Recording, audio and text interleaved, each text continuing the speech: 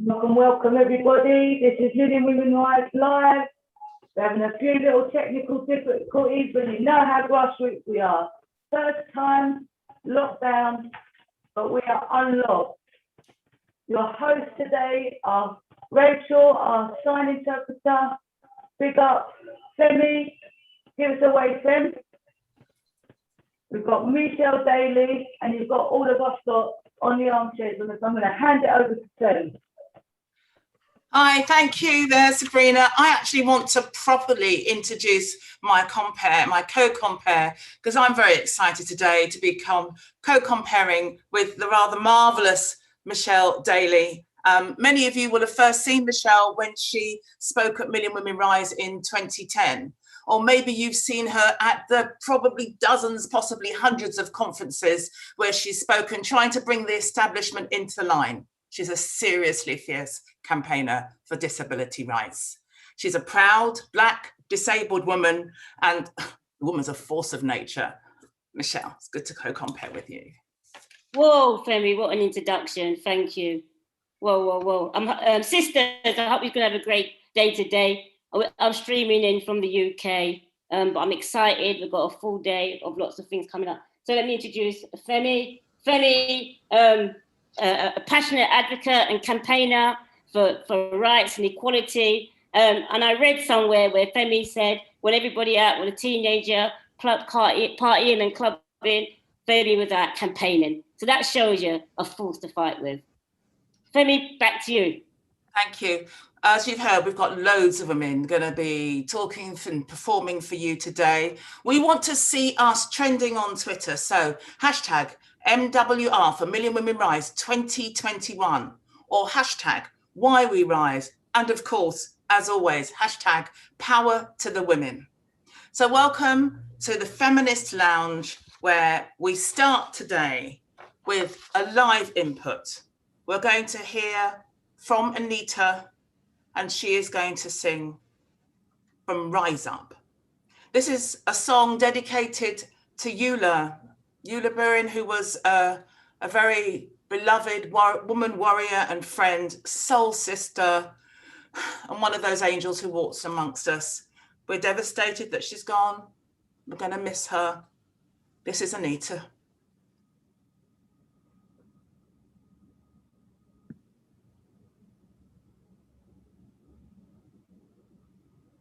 You're broken down and tired of living a life on a merry-go-round, and you can't find the fight to, but I see it in you, so we're gonna walk it out and move mountains. We're gonna walk this out and move mountains. And I rise up like the day, I rise up again, and I rise up, and I'll do it 1,000 times again. And I rise up high like the waves, and I rise up in spite of the ache, and I rise up. I'll do it 1,000 times again. For you, love, for you, love, for you, yes, for you, for you, love, for you, love, yes,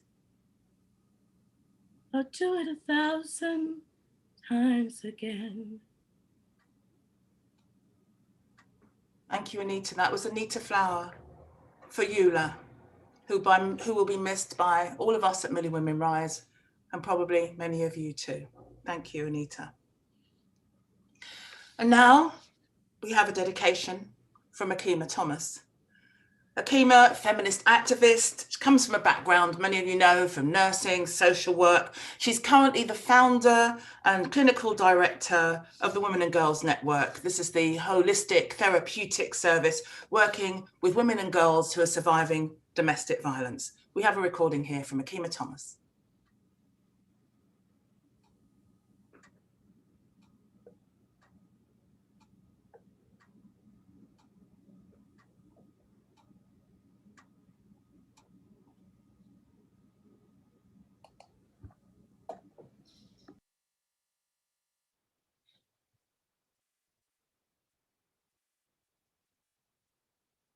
We're going to pause for a bit because we have no sound. Can you agree? Can you give me a thumbs up if you have no sound, please? Okay, so we're going to pause and restart, see if we can get you some sound. As Sabrina said at the beginning, you know, this is our first unlocked lockdown feminist lounge. So obviously there's going to be, isn't there, one or two technical difficulties. So we're just going to see if we can get YouTube to submit to the woman's power and give us some sound. Sounds like we're ready to go. I'm on it, yeah.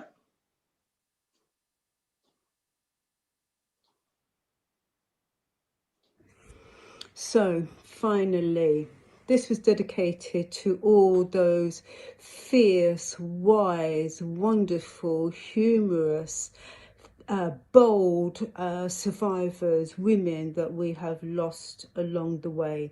May you always rest in power. And for the rest of us still living, we have this responsibility. We want power, you must take it.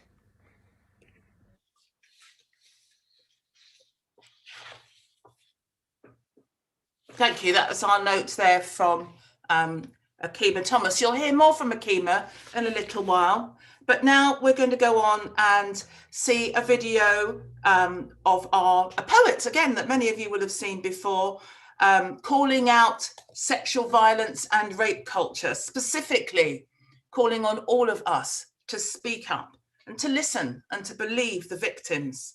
So our British Ghanaian writer and spoken word artist, Miss Yankee, has captivated audiences from London to Paris to New York and beyond. She's even been as far as Melbourne, but like the rest of us, she's locked down now. But that won't hold her back. Still, every word she spills will be carefully crafted, performed with passion, loaded with authenticity. We know her as Miss Yankee. Nothing ever changed without a fight. So we're speaking out and reaching out to every woman who is free to talk. Please, use your voice. Support the cause. This is for us. This is for our daughters. This is for our mothers. This is for our sisters. This is for our grandmothers. This is for our aunties, our cousins, our best friends, our lovers. This is for each other. This is for the power. This is for our sacred wisdom. This is for the story. This is for what's hidden. This is for the tears cried. This is for the blood drives. This is for the hard times. This is for the battle cries. This is for our warriors. This is for our bloodlines. This is for our front lines. This is for the landmines. This is for the war child. This is for the killings. The women in our lines have been spilling blood for too long now. Us warrior women have been fighting in war since the dawns were recorded. This war is now. We vow to call out. Every single call that was called out in this call now, we call now, no. We shout. Shout and scream for every woman who wasn't seen when she screamed for acknowledgement. For every dream that remained unseen because dishonor meant that she was left behind. Nothing ever changed without a fight. So we're fighting for the rivers women cry. We're fighting for the rights of our sisters. We're screaming, let them live. We align to protest. Object to protect. We're fighting for freedom. We're fighting for emancipation. We're fighting for our bloodlines. May they finally be recognized. This woman's war is woman's work, the battle of a woman's worth. We birth nations. We are the matriarchs, the matrix.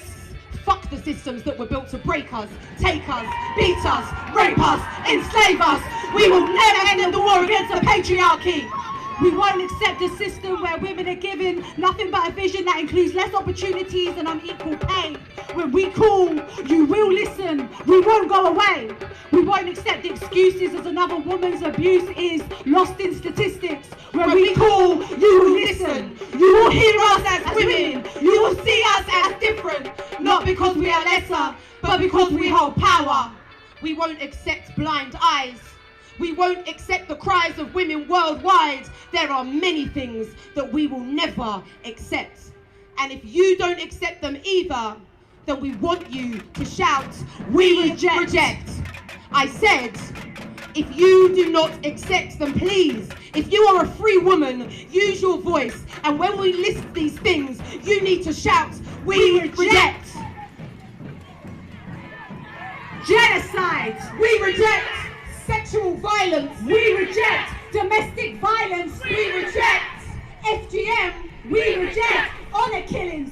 We reject. Human trafficking. We reject. Forced marriages. We reject. Child brides. We reject. Medical neglect. We reject. Racist police force. We reject. Abuse of power. We reject. Donald Trump. We reject. Boris Johnson. We reject. We demand some respect. We demand some respect. We demand some respect. We demand some respect. We demand some respect. Please, we need you all to hold hands or link arms. I'm serious. Women, hold hands or link arms. There is a war on women, and right now we are literally sisters in arms. We see women align. We see women ignite. We see women who cry for women who have died. But you cannot kill our will. Please trust this. You cannot ignore our plight. You will take notice. Battle cry so you will hear this. We're fighting for women and we demand justice. No one can tell us that this march in March should not be March. Listen, we're fighting for the sisters they stole from us. We're fighting for the blood we lost and the blood that flows through us. We're fighting for the missing women. We're fighting for the nameless.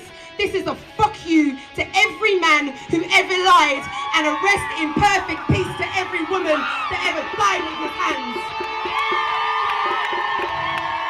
This is for the 1 in 3. That's her, that's you, that's me. This is for the 2 a week. This is for the 2 million. This is for the 1 in 4. This is for the 45. This is for the no goodbyes. This is for the suicides.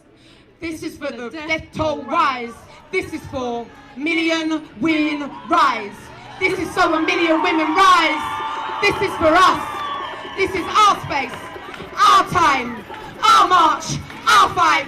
This is what happens when we unite. Unite. Thank you.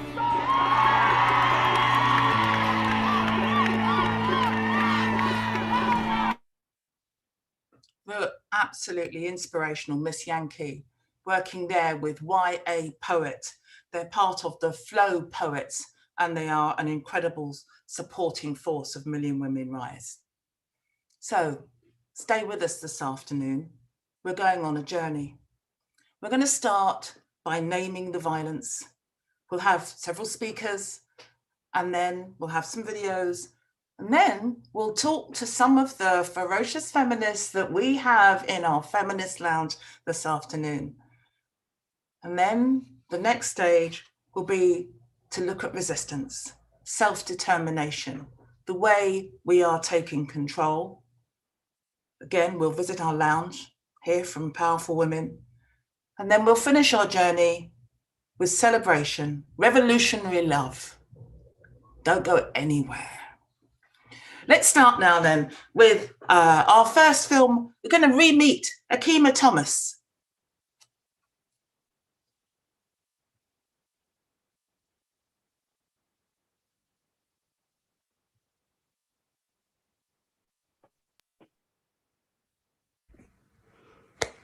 Greetings, troublemaker, rebel rousers.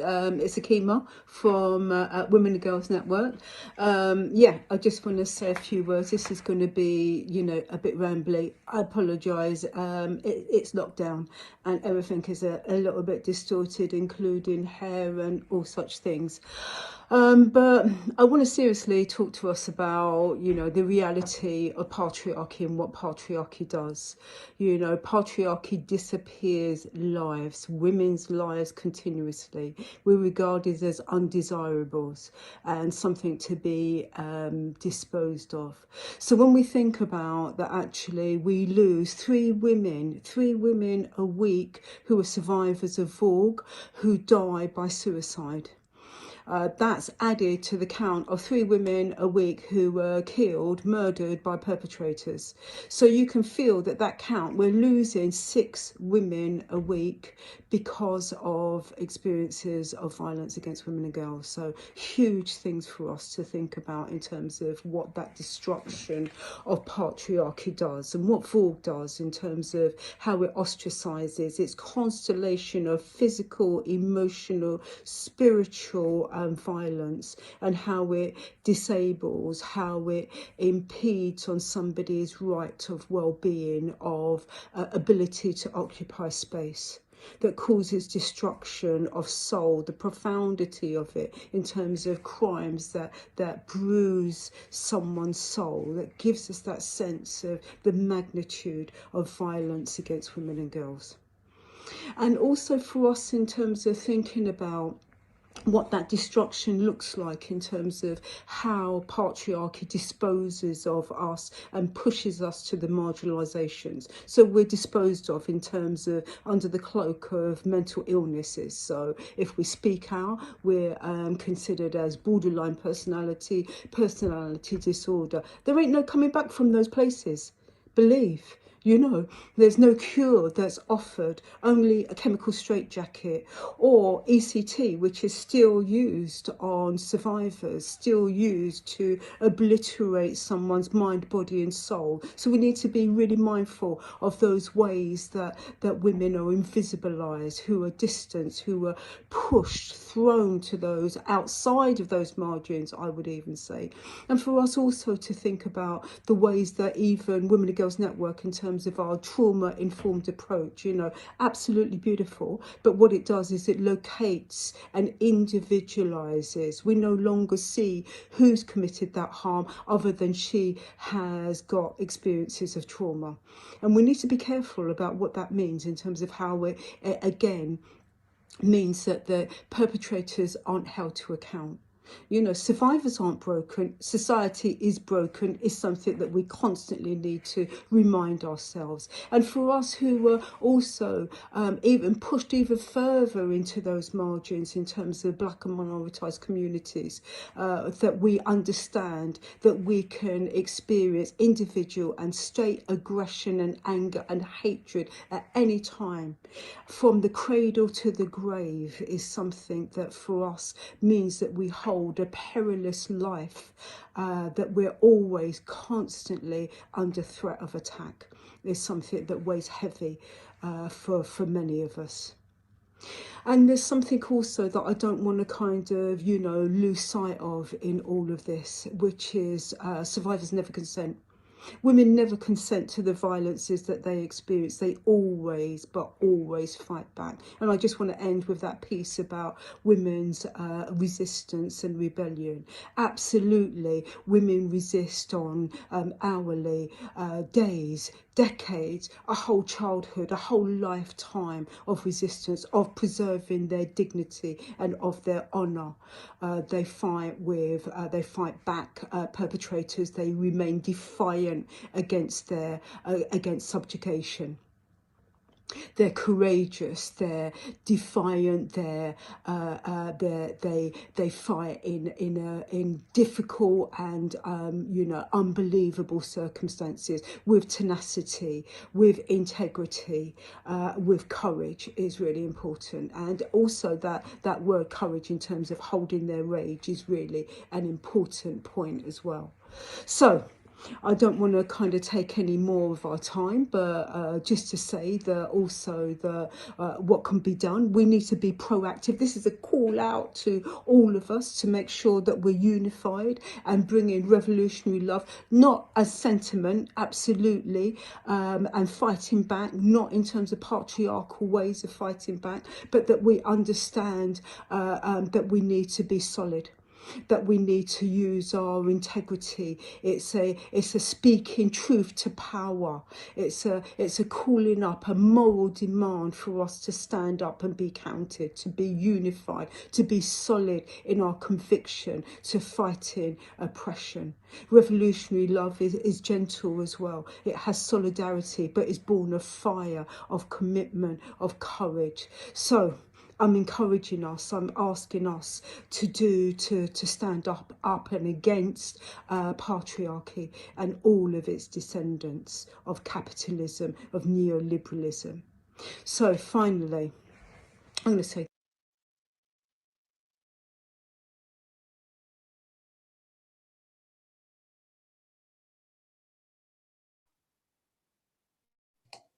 the amazing Akima Thomas there. Akima is with us in our feminist lounge, and we will be going to hear from some of them in just a bit, but we have a couple of more contributions that we'd like to put in first.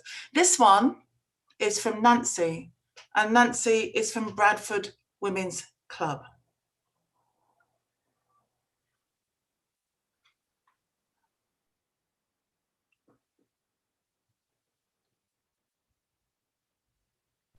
Happy Women's Day to all the women around the world.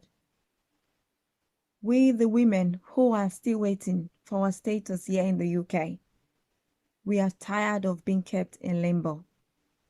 We are tired of waiting. We are tired of moving from one hotel to another. We are tired of moving from one nurse accommodation to another. We are tired of moving from one safe house to another. We are tired of hearing there are backlogs from the Home Office.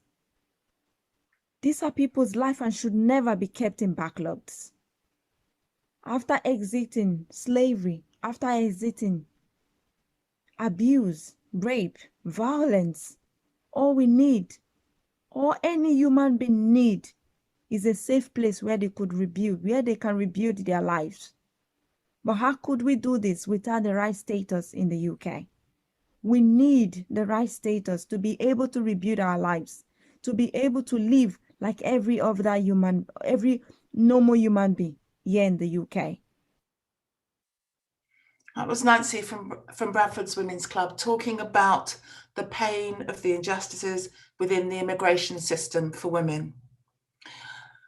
Our next contributor is also going to be talking about the injustices and pain caused by the system. Lukvinder Kaur has been talking about, will be talking about her 7 years fight for her right to live in the community and not in an institutional care home. She says that we must stop ignoring the suffering of disabled women trapped in these institutions. Lukvinder Kaur.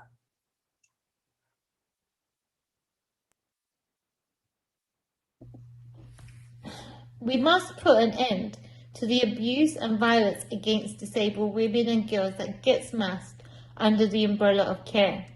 In the UK, disabled women and girls are repeatedly being let down by our health and social care system. This system is supposed to be a provision to offer support and protect our health and well-being at a time of need. However, in reality, too many disabled women and girls like myself, choice and control have been stripped away from us by placing us in residential care homes. I know through my own experience, being in need at a tender age, I share the pain of my sisters of being wrongfully placed in institutionalized care homes, stripped of my rights, choice, control, and shut away from ordinary life of society. Being placed in a residential care home means your body and life becomes the property of the institution. At a young age, disabled girls are brought up to have self-hate, feeling worthless, and perceive themselves as a burden to society. Disabled women and girls are continuously silenced and hidden away from society, stripped from any choice and control in the most undignified and inhumane way from the system that is supposed to promote equality and support you to contribute to society. You do not live but only exist in a care home. You do not have a tenancy agreement. There is no choice of what to eat. You are given pocket money, no choice with which staff supports you with your most intimate tasks, and you constantly live in fear and shame. It's a privilege to access a community. There is no privacy at any time or anywhere. You are put to bed at specific times and told when you must wake up because it's care home times, not your own. What is left when you're stripped naked and dangled in front of a failed system as anyone's property? I call upon my sisters as we must bring attention and voice to the suffering of our disabled women and girls existing in health and social care homes. We must stop ignoring our call for help by masking our pain and suffering under the umbrella of care. We must stop validating care when it is at the mercy of our disabled sisters' lives. I ask you not to silence our voices. Today I say in solidarity, we must call an end to our disabled sisters being failed by the institutions. The institutions repeatedly get away with masking inhumane practices under the umbrella of care. It is not care when you don't have a choice and control about who provides your intimate support. It is not care when you don't have full choice and control over your own life. Your struggle is my struggle, and my struggle is your struggle. So together we unite in solidarity. I thank you today for listening to the voices of our forgotten disabled sisters. No more will we be forgotten. Look, Vinda Kerr there with her powerful story. So you can see our wonderful women in our feminist lounge. And I think with some of those really powerful contributions, it might be a good time now to take a pause and to invite perhaps some of those women who are with us to reflect on what they've heard so far. Perhaps you're inspired, perhaps you just would like to comment. So raise your hand if you'd like to say something. Anyone who wants to speak in our lounge. Meanwhile, let me ask you, there were several calls there, weren't there, for all of us to be part of naming the violence and to support our sisters. So perhaps somebody could give us some ideas about ways in which every woman can contribute to naming the violence and being part of that. So if anybody wants to speak there.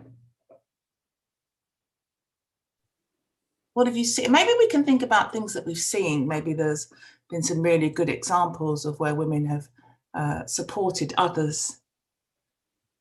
Got a nice comment there, thank you. Come on, in.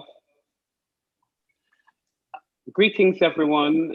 It is strange in so many ways not being out on the street. Okay, so we've got a bit of an, okay, just wanted to sort out the tech.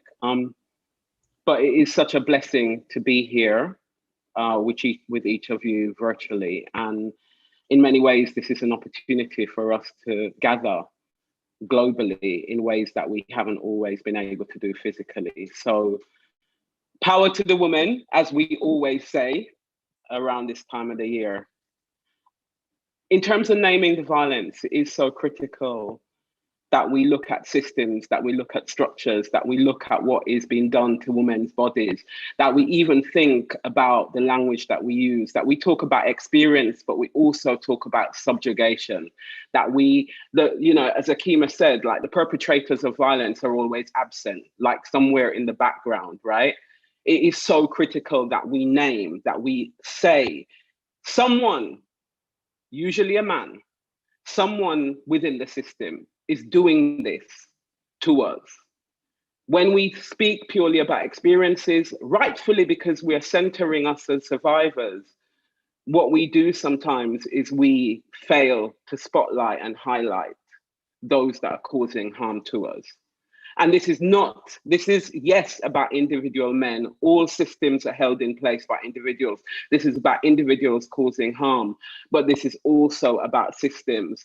So Nancy speaking about the immigration and asylum system in the UK, like Vinda speaking about how ableism works and how it is inbuilt into our institutions.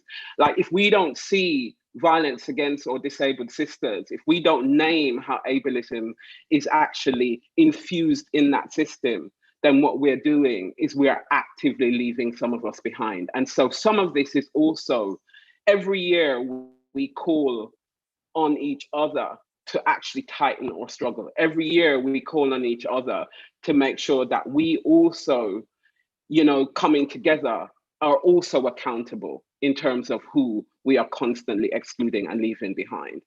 So big up to everybody. It's a blessing to be here. Let's keep, if there's something that we missed 2 weeks ago, and we know now something that we didn't know before, let us attend to that and let us name it. Love and blessings. Many women rise, power to the woman every time, every time. Thank you, Mara. Come on, the rest of you women in the lounge. The quickest way on Zoom, as you may know, to unmute yourself is to pop your fingers on that space bar and hold it as you speak. So we must name it. We want to support our sisters. Anyone else want to reflect on any of those really powerful contributions we've just heard? We've got more for you. Okay, I'll have another question for you in the next break, know that. Meanwhile, it's time for a little poetry interlude. We're going back to one of our poets we saw at the beginning, YA Poet. She's going to be giving a piece of work to us now around sex trafficking, prostitution, and how women's bodies are being used for collateral effects, victims on every continent. This next recording from YA Poet.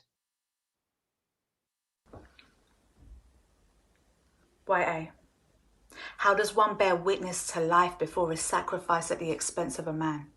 How can you bear life, look at your kin and truly understand your bloodline, your trauma, with the dowry that was placed upon the head of your daughter to declare her a commodity before he had bought her, or the expense of a woman's value before they tried to export her? Our bodies are used as collateral while our minds are exposed to torture. How can a woman be so sacred but still he ignores her? Tell me how I'm supposed to dry the eyes of my crying toddler, to comfort her and assure her that this world is a safe place for her.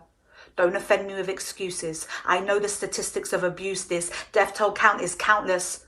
So I won't count your mistruths, but girls a third my age are coming of age to become some grown man's child bride. Women get raped and beaten every day while men get away with taking their lives. Our women and children are being killed and their plight is being denied.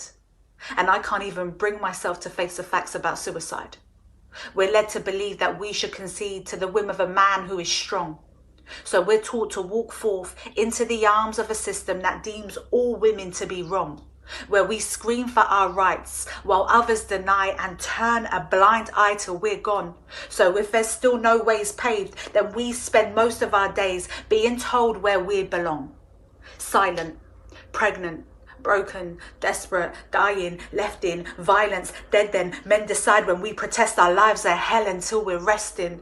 They take our lives. They make us wives. They tell us lies. They make us fight just to stay in their kitchen, just to lay in their bedroom. Everybody hush to the violence just because they hear, they don't listen. Tell me how we're collaterals in the hospitals, how we're collaterals in these prisons. So many victims birthing victims in these delivery rooms. Only good for a man's use, then we're nothing to you until we lay in these coffins with our names on these tombs from our mother's wombs.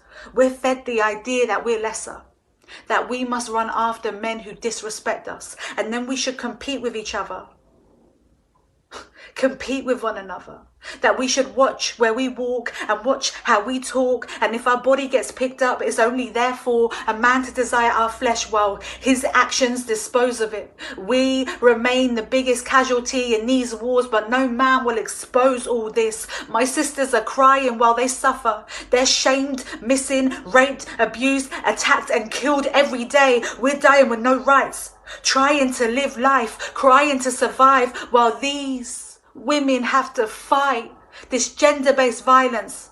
Girls in my country get forced into prostitution while the police sign off on forms to declare them women.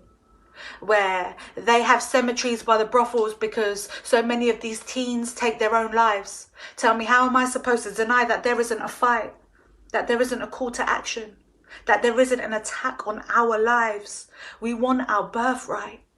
I said we want our birthright to live in this life, live peace in this life, not an attack on the divine, not an attack on womankind. So I stand in solidarity while wicked men plot our demise. Tell me, how many of us need to suffer before we commit to this rise? Why?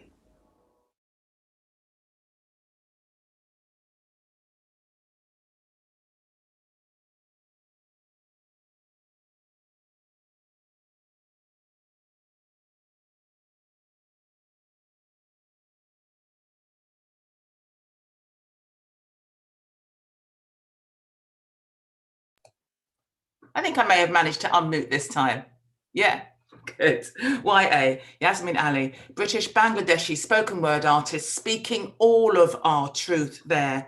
Founder of a Young Wordsmiths youth organisation as well, and bring a very powerful message to all of us. And now we have a real treat. Now we have Tanya Stephens. Tanya Stephens is a Jamaican reggae singer and a DJ. Tanya's a bit delayed, so please bear with us. Oh no, Tanya's delayed. Horrors. She'll be here soon. She'll be here soon. She'll be here soon. And now look, I've ruined the surprise because she's not here yet. Not to worry.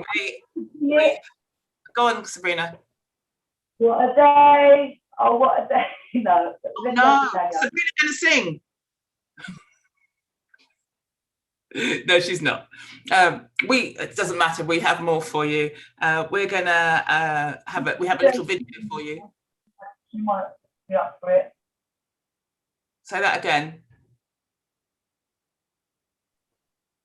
Yeah, Lorena Rugby in the house from Jamaica. She might be up for doing a little live piece, Renee. Well, we'll see. Give me a wave if anyone's up for that. But meanwhile, we do have another little piece of film for you. We have the Million Women Rise video. I think that's stacked up, and we can invite women perhaps to take a short break after this.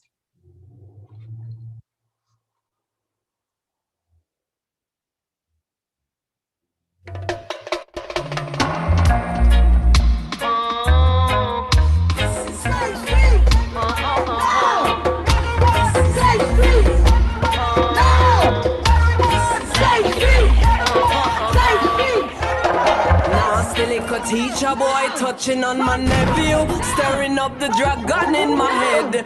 Blood bubbling like a boy might have foot. All our ears are at least get a page from the dread. Tired of the perverts, loose in the classroom, set on destruction of innocence. Ready for the battle with the demon. Sure say I know me one willing for stick a head on a fence. Sisters unafraid to make an example of a guy or a woman for that matter who would ever dare to try. See through the future is dependent on the youth where we are built. This is warfare, this is not a drill.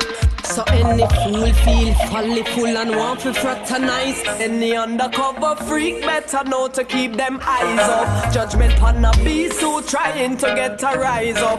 Watching or touching or assaulting or worse. Them the kind of evil bring a permanent curse. And I have to be an instrument of cruelty and destruction to anyone with a wicked intention. For the young one, it is the mightiest of love with which I interface. Love by any means necessary where it concerns this case. We are not afraid to make an example of a guy or a woman for that matter who would ever dare to try. See through the future is dependent on the youth where we are built. This is warfare, this is not a drill yet. We are not afraid to make an example of a guy or a woman for that matter who would ever dare to try. See through the future is dependent on the youth where we are built. This is warfare, this is warfare, this is warfare, this is warfare. This is not a drill. This is warfare.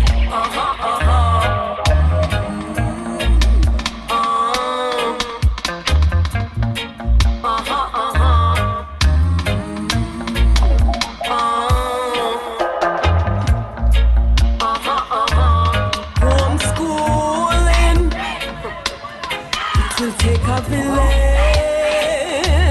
tribal council, sister circle, unafraid.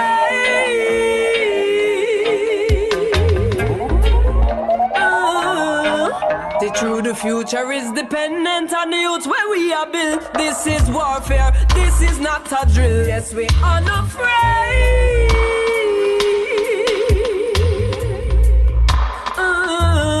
Lioness order. Cause this is warfare, this is not a drill.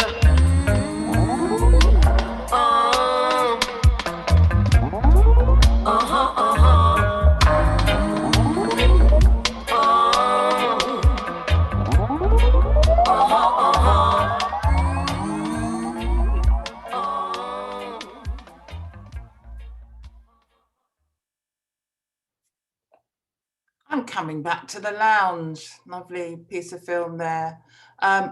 So, Women in the Lounge. Let's ask you a few questions.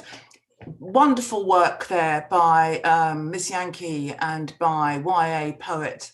I just wanted to ask you, how important is the work of our poets? So many of us are doing frontline work. We're supporting women in institutions. We're helping them heal physically and mentally. What is the importance of the art of these two women? Why is poetry so important? Go ahead, Dorette. Thank you. Hi, greetings everyone. Thank you, Femi. I think it's important because I'm reminded of a poet and a writer and an activist, June Jordan, who said, "We are the ones we have been waiting for." And I think it's important because our lives cut across all different spheres. It isn't just about doing activism that looks like supporting women in terms of advocacy. That's one way to do it. But our activism cuts across so many different spheres, and it must do. It has to. It has to come through the arts. It has to come through song and dance and poetry, spoken word. It has to be all those things. And it has to be all those things because we are all those things. We embody so many differences that we are pounding the streets with our bodies, but we're also creators, creating so many different things. So of course we must use what we have to make the change. We must use what we have to have our voices to be heard in all those different spheres. And that's why it's important. The work will be the work, whether you are sitting across a desk, holding a woman's hand and supporting her. And it will be the work, whether you are doing it virtually to other women across the globe and speaking to girls, young girls like my granddaughters, who are growing into a world where they have to be valued. They must be valued and they must know their worth. And so we're here to make sure, to ensure that those young girls, like we saw on the video earlier, and like my granddaughters, and I'm sure many women on this screen and those who are watching across the globe, have those young girls in their lives where you want to see a different world for them. And so we are the ones that are creating that. So we are the ones that we've been waiting for, and we have to continue. Thank you, Dorette. I just want to say hello to some women. We're going to be coming to talk to them in a bit, but let's just say hi to, there's a little group of women that I know that are in the lounge from the Kakuma camp. Sharifa's there, Regina's there. Hi, we're so glad that you're with us. We're going to come talk to you a little bit later. We want to hear from you, but we just wanted to check that, I want you to know that we're very pleased that you're here with us. And all of this is for you as well as the rest of us that are here. We're going to take a short break, just 10 minutes, and then we'll all be back. But you can stay. The women in the lounge will still be here, just 10 minutes, and we're hoping that Tanya Stephens is on her way to us very soon. I make it over here anyway, it's 3:45, and we'll be back here then at 3:55.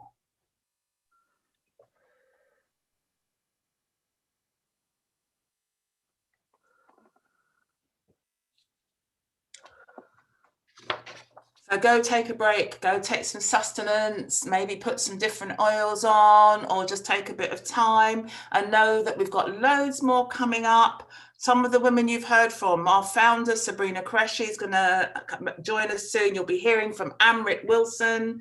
Tanya Stevens, as I said, is going to charm us, we hope, in a little while. Vanessa Freeman, the songstress with a voice like an angel, she'll be here. Michelle's going to take over as co-compere in just a bit. And then we have another Michelle. Michelle Springer Benjamin is in our lounge, and I know that I'm going to be able to coax her into saying something for you in not too long anyway. And then Sharon Facey is here with us. You may hear again from Dorette. Anita hasn't left us, the beautiful contributor right from the very beginning. We'll hear hopefully from Renee Rattray, Claire Miller. There's other guests and activists here. Don't go anywhere. And if your phone's not doing anything, why not spread the word?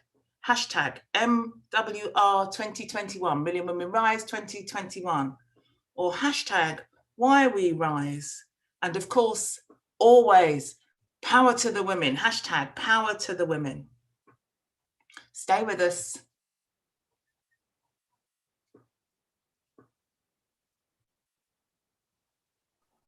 So Fem, how are you doing? We might as well have a little coffee break. Is this still streaming? Yeah, we're still live. We're still streaming. Awesome. We're not going anywhere. I'm here. Not very far from London. Femi, how do you think it's going so far? Our first online live event across the globe. I think it's extremely exciting. I think it's a brilliant piece of work, and lots of respect to all the women who made it happen. And even greetings to all of you who are watching us live streaming on YouTube. And we will be looking at Twitter. So give us some comments on how you think that's going and what you'd like to see. I'm very happy because I just got a thumbs up from my sister, who I didn't even know was watching. So baby sis. Good to have you with us. To Sultana, Famina, they're all out there, my niece Farah. Shout out to all of you. Come on, we want to see some action on the media. We've got Lou in Ireland, we've got Rebecca in Crete. Ooh, hey Rebecca in Crete. Fantastic. From well, she's in our lounge, isn't she? And we've got Mary Audrey from Zimbabwe, Sharifa from East London. Greetings Zimbabwe, and hi from the lot down there in the sound of Bow Bells. Yeah, and a big up to Account 3 and the sisters there and the food bank stuff that they're doing. And a shout out to our sisters in Hull who are getting their refuge and centre closed down. I know you're tuned in. Just a big up to you. Red Clive, the Bradford Women's Group that have been singing Power of the Women, 25 of them, all over Zoom. Lorraine's going to be joining us soon. Lorraine James is going to be coming in the lounge soon. Hey Lorraine, we're looking forward to having you. We've got a host of really good women still coming up. Much love from the National LGBTQ Workers Centre in the USA. Woo! Hello to you all as well. We've got a live poem coming up soon, more videos, of course. We've got our lounge, of course, we'll go back to them. And we've got the lovely, lovely Vanessa Freeman, who's going to sing for us. I just got a message from that Marcia Willis Stewart from Bethnal Green, giving us a big up. And Maureen Anderson, big up Maureen. Maureen's watching us. Yay, Maureen. So big up to Rachel Dance, our sign interpreter, amazing woman, Rachel. Thank you. Yeah, we're all so impressed. You are my new heroine, Rachel. You are fantastic. So we're so pleased to have you with us. So the lounge then, if you're watching this streaming live on YouTube, what we've done for you is gathered women who have been working tirelessly as we do to further our work against violence against women and girls. and we've brought them together in our virtual feminist lounge. And they're going to be reflecting on the things that they see happening today. And maybe they'll be asking one another some questions about how we see the role of our kind of feminism, the intersections of feminism and our racialized status in our various countries. They'll be talking about how we can support one another and how we can perhaps create structural change. And actually, they might be talking nonsense, who knows? They might just, as it goes on, they might just be having a bit of a laugh as well. So they will join us at various points throughout the rest of the afternoon. And we will be going live again and going on with our next video in about 2 or 3 minutes. So if you haven't put the kettle on yet, or maybe you've opened a bottle of something, maybe you're squeezing something healthy, you've still got 2 or 3 minutes to do that. Femi, just want to give a big up to Eula's brother who's just locked in.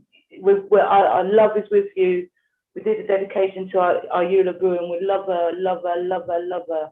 So big up to Eula's brother, and our love and strength is with you.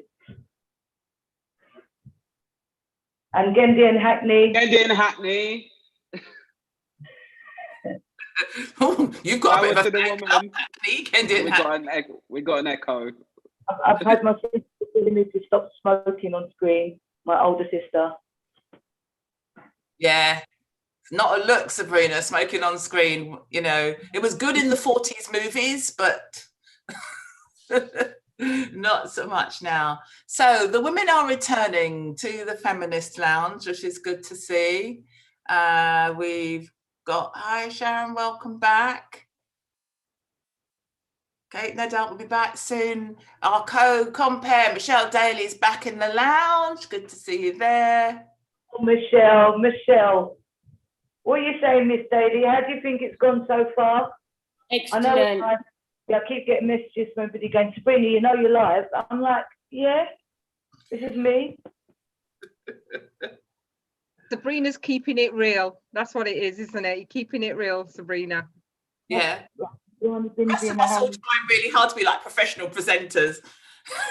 And Sabrina said with her fag, looking seriously good. Okay, so I'm very pleased to see that Michelle Daly, my co-compare, is back in the lounge.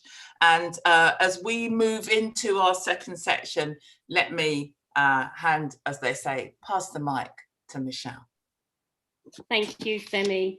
What a great session we had just now before the break. Can everyone hear me? So I've got something that came up on my screen there. Okay, so we heard from Akima, Nancy, Lakvinda, and I think I've missed someone, YA Poetry. And it was great. There's some messages that came out of their speeches, what I think are really, really relevant for the next conversation we're going to be going into. Akima spoke about speaking the truth and the power. I thought that was just a powerful statement that came out of Akima. You know, how powerful can we get? Nancy spoke about the repeatedness of being tired. I'm tired, I'm tired, I'm tired, I'm tired. The pain of hearing, I'm tired, I'm tired. And going back to Akima, we spoke about from cradle to grave. And that was just so powerful because when you link those, and then Lakvinda Kaur spoke about your struggles, my struggle, your struggle, and the need for us to unite in that. And I think that takes us on nicely when we think on keeping up the resistance and keeping up self-determination. And that's what we're going to be hearing from a lineup of speakers and some poetry. So let's start with Sharon Fazey. Over to you. Greetings, sisters. Happy International Women's Day. I would like to acknowledge my sister who transitioned on Tuesday, Eula. I have a poem that is one of my favourites, and I wanted to share it with you because it's fitting, I think, for International Women's Day. And I'd also like to dedicate this to all the frontline workers on the VAWG sector, for those of you that are working in refuges, for those of you that are working as ISVAs, for those of you that are working as therapists, for those of you who are leaders and managers within the VAWG sector. This is to remind you. This poem is called Remember Women. Remember women. Remember you were born life givers, miracle creators, influencers and magic makers. You were born with the hearts of 1,000 mothers, open and fearless and sweet. You were born with the fire of queens and conquerors, warriors, blood, you bleed. You, me, we were born with the wisdom of sages and shamans. No wound can we not heal. You were born with a teller of your own tales, before none should you heal. You were born with an immeasurable soul reaching out way past infinity. You were born to desire with passion, abandon, and to name your own destinies. Remember, women, remember, you are more than you can see. Remember, women, please remember, you are loved endlessly. Remember, women, your power and your grace, the depth of your deep sea hearts. Never forget you are women divine as you have been from the start. Remember, women, remember.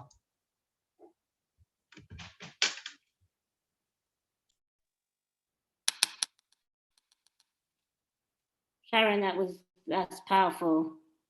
That's powerful. Thank you. Thank you, Sharon. I'm now going to move us on to Shamsa. Shamsa's got a short but powerful, powerful, powerful message for us. Over to Shamsa. Shamsa.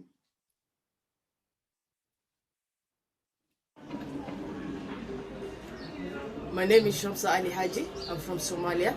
Our strength is in our history.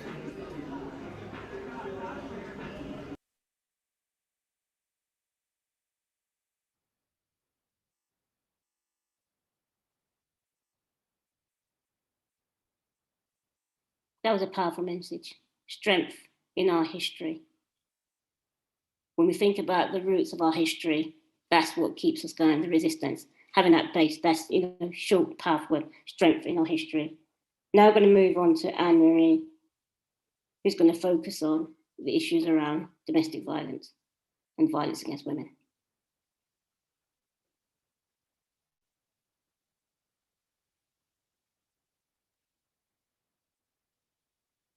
Hello everyone, my name is Nalugwa Josephine Anne-Marie. I'm here to talk about women violence. This is still a very big problem, mainly here in Africa. Girls drop out of school to fulfill their family's demands. I myself have been a victim of women violence. I was forced by my uncle to go in a marriage. I was able to escape, but how many girls are out there who cannot escape this? They are suffering. Women stay in marriages because they have children. They have no way of leaving their children. So this is a very, very big problem. Women are suffering in their own marriages.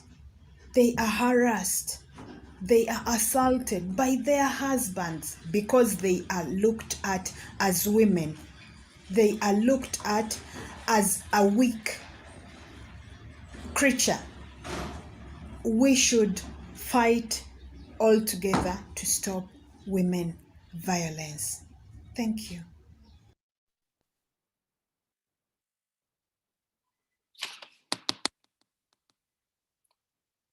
Some strong messages there from Anne-Marie. The demands placed by the family. She talks about the harassment and us being seen as weak creatures. I think that was a strong message there for me, being seen as the weak creature. And I think we're seeing a pattern coming out from Remember Women and then from the weak creatures. And I want to have a look at Becky Beck's video. Move on to that.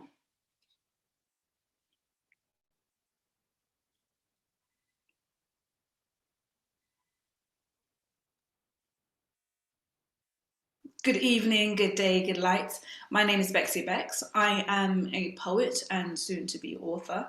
I just want to start by saying a huge thank you to Million Women Rise for not only inviting me on this evening, but for creating a platform for so many amazing women to unite, connect, and share. So please make sure you utilize all of the donation links and give as much as you can. For those that can't give, all likes and shares are completely free. So please do tell a friend to tell a friend and help spread the word and empower each other, one human at a time. I'm going to share a quick poem for you today. The poem is entitled, There Is No Place Like War. And it's about my home, where I come from, South Sudan, which only became an independent country on the 9th of July, 2011. My father, he left me a piece of land, and the only instruction in his will was to make sure I ensure every tiny piece on earth becomes my heaven. So in some ways, I guess you could say it has always been my will to one day go back to where I came from, my country, my home. But if home is truly where the heart is, then I am but a homeless man begging for change. Right here, right now, on this stage, my heart lays hollowed out like an empty hat, waiting for you to put your 2 cents in. These words, a thick skin that's layered daily with dirt as this shirt. This shirt does nothing to protect me from your cold stares as the world stares on in silence. If violence is the last refuge of the incompetent, then my continent reeks of the illiterate, these idiots. They have built my house with the whispers of their chapped lips that exhale nothing more than dry dreams that taste like fallen fantasies. And each day I ingest these violent canapes riddled in a civil war that tore through every thin lining of hope and tongue-tied the intestines of this place I call home, this place that I carry in my womb.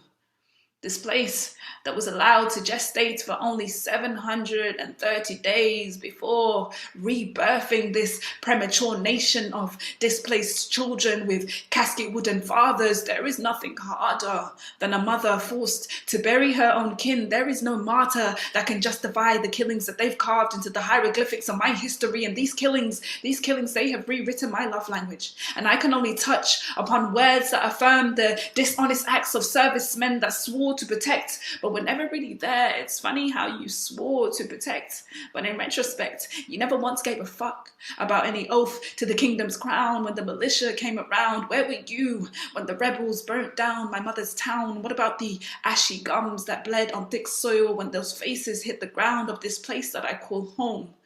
This place where turmoil is the paint we use on canvases with bloody fingers, where naked bodies lay in rivers. My mother's neighbors, they would give her nieces to carry on her back, nephews under her arms as the firearms would crack against the water. I am my mother's daughter, but I can't help but wonder she might have been dead if she were mine, because my spine would have been broken had I been chosen to do the things that she did. Have you ever seen bones frozen in the desert sands? Refugees, they walked across lands, Sudan to Ethiopia, to Kenya, to Uganda, just to rot in camps rather than be eaten by lions. If home is truly where the heart is and mine is broken, would I be lying if I said I was home? Because if home is truly where the heart is, then I am still a refugee begging for change. Right here, right now, on this stage. Thank you for listening. Enjoy the rest of your. Wow. That was very powerful. Killing the love language, rots in camps, what is home? That's some deep messages there. Really deep messages. Just moving. You may be wondering why I haven't given introductions to the women. I deliberately have done that because many of them have introduced themselves, and I think I wouldn't have done as much justice as what they've done. Great. I'm going to now move on. I think we are here, women, 3 women from the Kankuna camp, Sarifa, Regina, and Sharifa. Are you there to have some messages live over? Yes. Hello, Million Women Rise. Yeah, we are from Kakuma refugee camp. I'm going to give you my short message. My name is Trusty Shifra. I just turned 18 years old. I am a Ugandan and I live in Kakuma refugee camp, Block 13.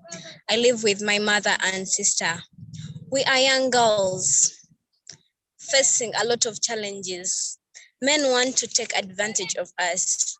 As young girls, in Uganda, such cases are many. These men take advantage of the young girls by seducing them with small money, and after making them pregnant, they run away. Others in the process, they get infected with HIV and they are abandoned. With Million Women Rise, violences can be stopped. Thank you. Yes, hello. This is Namwanje Latifa. I'm aged 29 years, living in Block 13. I'm a mother of 2 kids. We are lesbians here. Lesbians run away from violence and rape. We're free with our children if we can. Sometimes we are forced to leave our kids behind. We lesbian women are brave and strong, and we will survive. With Women Rise, this virus can be stopped.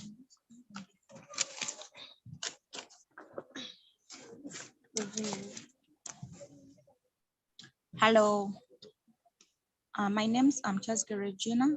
I'm from Uganda and I'm living in Kakuma refugee camp at Block 13.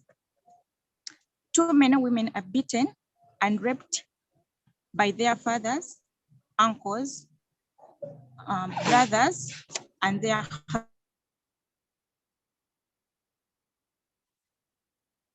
husbands. People like others. Let's come together and stop this.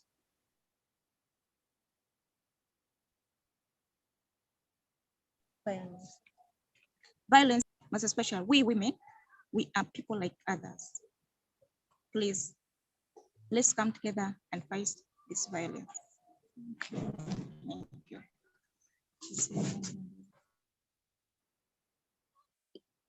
Yeah, there was a bit of breaking in the signal, but I think we got most of the conversation, what you were saying. If not, Femi will be able to help me out. I think we've lost Femi now as well. Good old technology, eh? It's dropping all over the place. But that's a powerful message. And I think it's one of the messages that we've been hearing running through the sessions today about the need for unity, about the need for people questioning who we are, which is just, needs to stop. Great message. I think it's time now, check my program, to go over, nope. We're going to hear from Vanessa Freeman. Vanessa Freeman, going to go over to her poetry. Big up to the women at the Kakuma This camp. song is I Am the Black Gold of the Sun. It's one of my favourites. And I'm just going to sing it to you. So stand in your truth. I wish we could all be together, but this is how we're going to vibe and be together today. Here we go. Oh, yeah. Oh, I am the black gold of the sun. Ooh, many colors of the rainbow. Yeah. All of the people that we love. Oh, mothers of the world. Yeah, I am the black gold of the sun.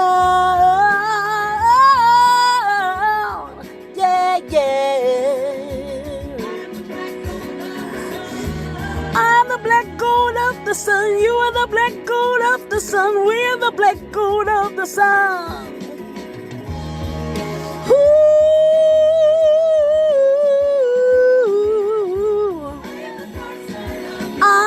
So many colors of the rainbow, sisters. We light up the day. Oh yeah. We show darkness to leave in our way. Yeah, yeah. Ooh, yeah, yeah, yeah. Love, we show love to every corner of the world. Happy International Women's Day. I am a tall oak tree, I am the jungle stream, I am the morning sun, smiling on everyone. I'm a shining sea, I'm a mountain high, I'm a woman so free, so free, so free, so free, so free. So right about now, I'd like you to move all the chairs and tables that you might have around you, because we're going to move together. Are you ready? Are you ready? I am the black gold of the sun. I am a woman so free, so free, so free. Ooh.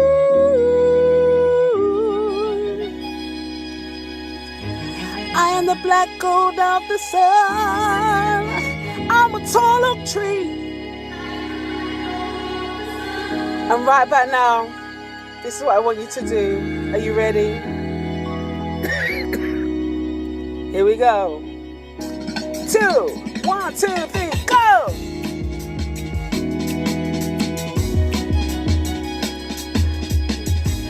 I am the black gold of the sun,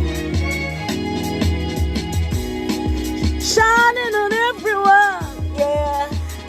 Oh, I'm a tall oak tree, I'm a jungle breeze, I'm a powerful stream, I am the morning sun, smiling on everyone.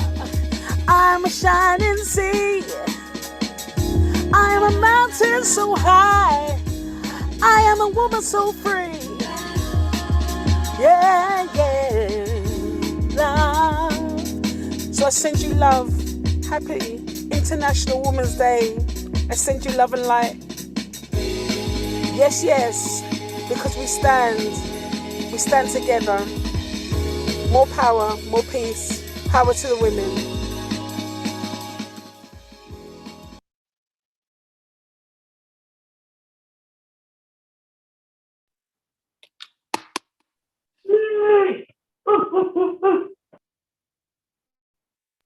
Power! Definitely. That's my new quote. I am the black gold of the sun. That's my new one. I'll get the photo of all my emails now. That's power. Power. And mother of the world. I like that one. So that's my coin. That's it. I've got that one. That was moving. Can we play that again? Do you want to hear it again?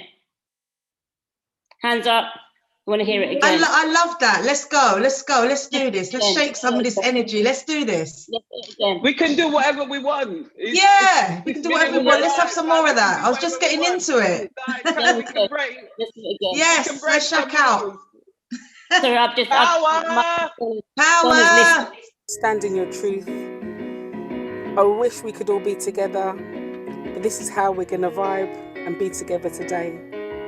Here we go. Oh, yeah, yeah. Oh, I am the black gold of the sun. Ooh, many colors of the rainbow. Yeah, yeah. All of the people that we love. Oh, mothers of the world. Yeah, I am the black gold of the sun. Yeah, yeah. I'm the black gold of the sun. You are the black gold of the sun. We are the black gold of the sun. Ooh.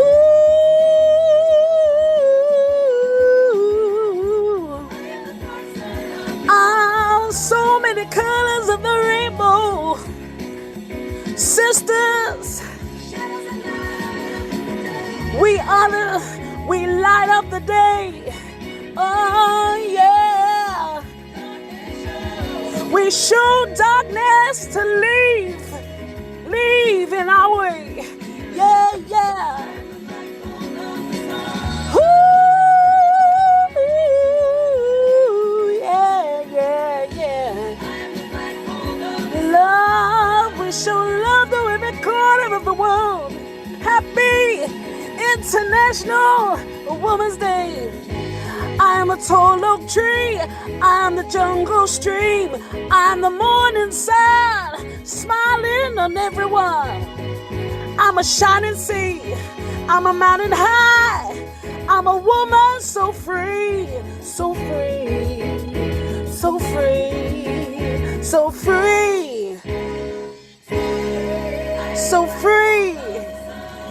So right about now, I'd like you to move all the chairs and tables that you might have around you, because we're going to move together. Are you ready? Are you ready?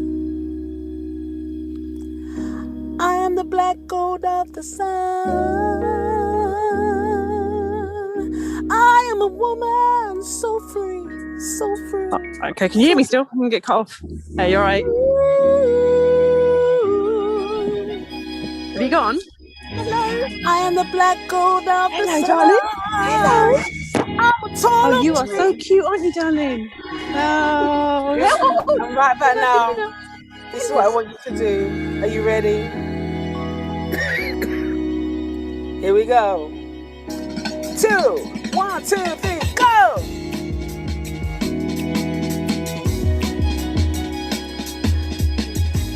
I am the black gold of the sun,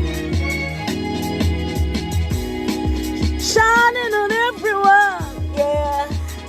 Oh, I'm a tall oak tree, I'm a jungle breeze, I'm a powerful stream, I am the morning sun, smiling on everyone. I'm a shining sea, I am a mountain so high, I am a woman so free. Yeah, yeah, love. So I send you love. Happy International Women's Day. I send you love and light. Yes, yes, because we stand together. More power, more peace, power to the women.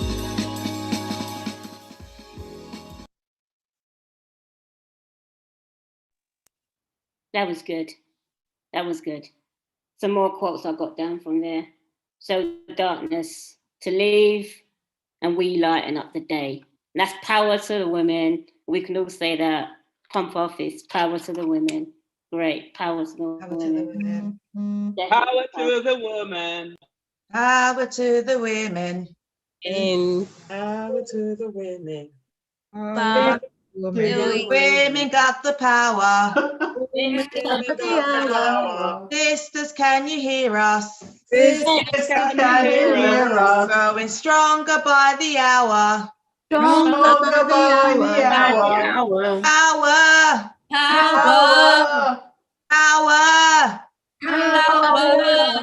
Power to the women. Power to the women. Yay!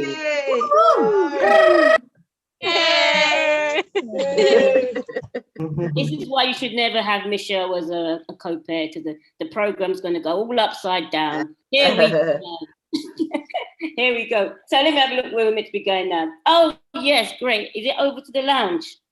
Going to the lounge as there's some women are ready with, I've got some questions lined up. I know you're ready, right? Definitely. Good.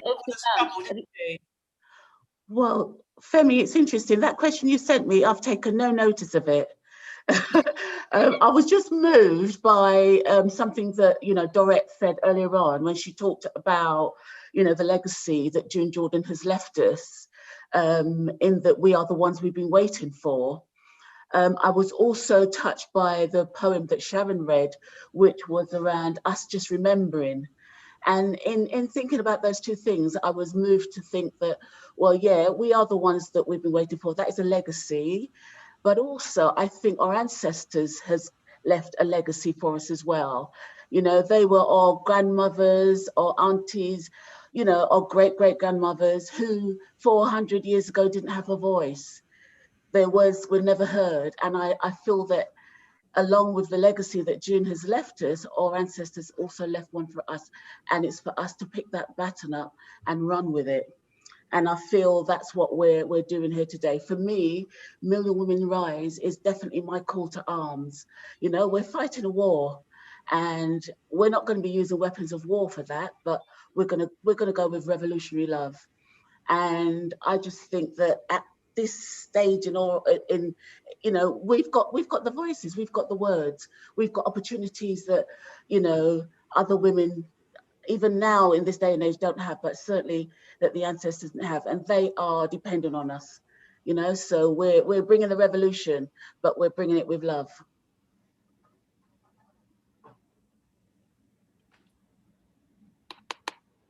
Was there any more questions, Femi, that people sent through? Actually, some people have been given questions, yes.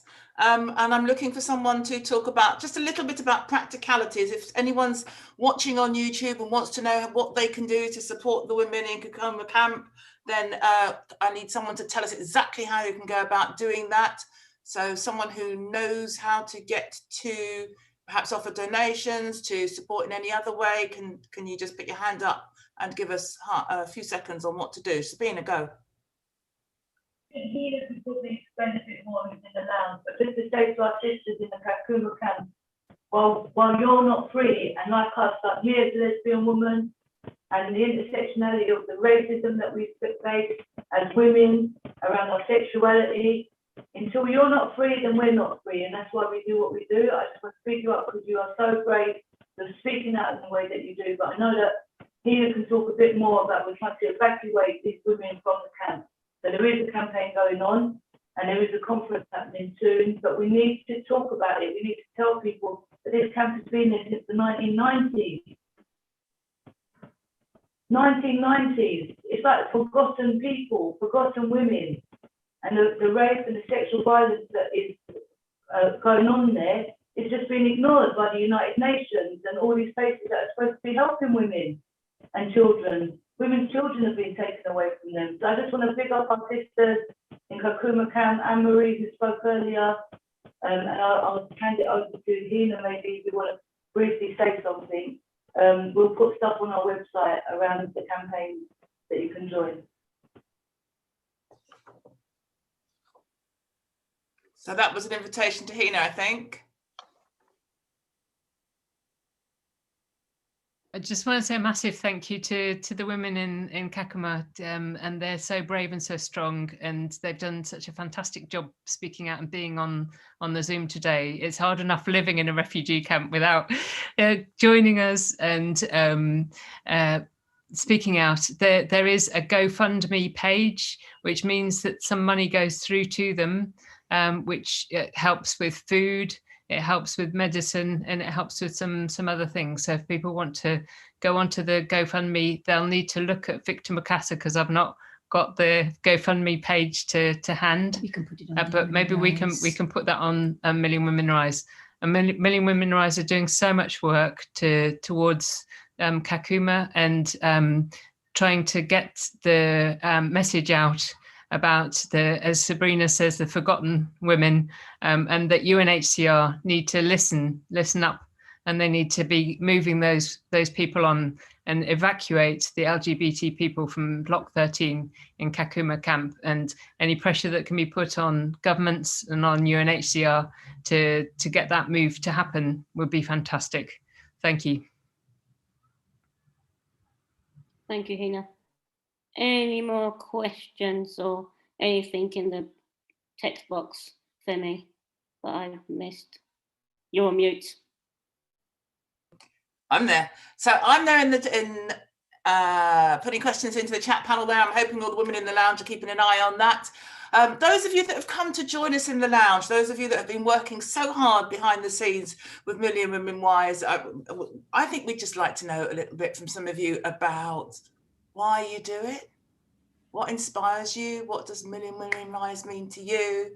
I've put a couple of your names in. I don't want to call you out if you don't want to speak, but just invite you to unmute yourself and tell us about how come you're here. Go, June.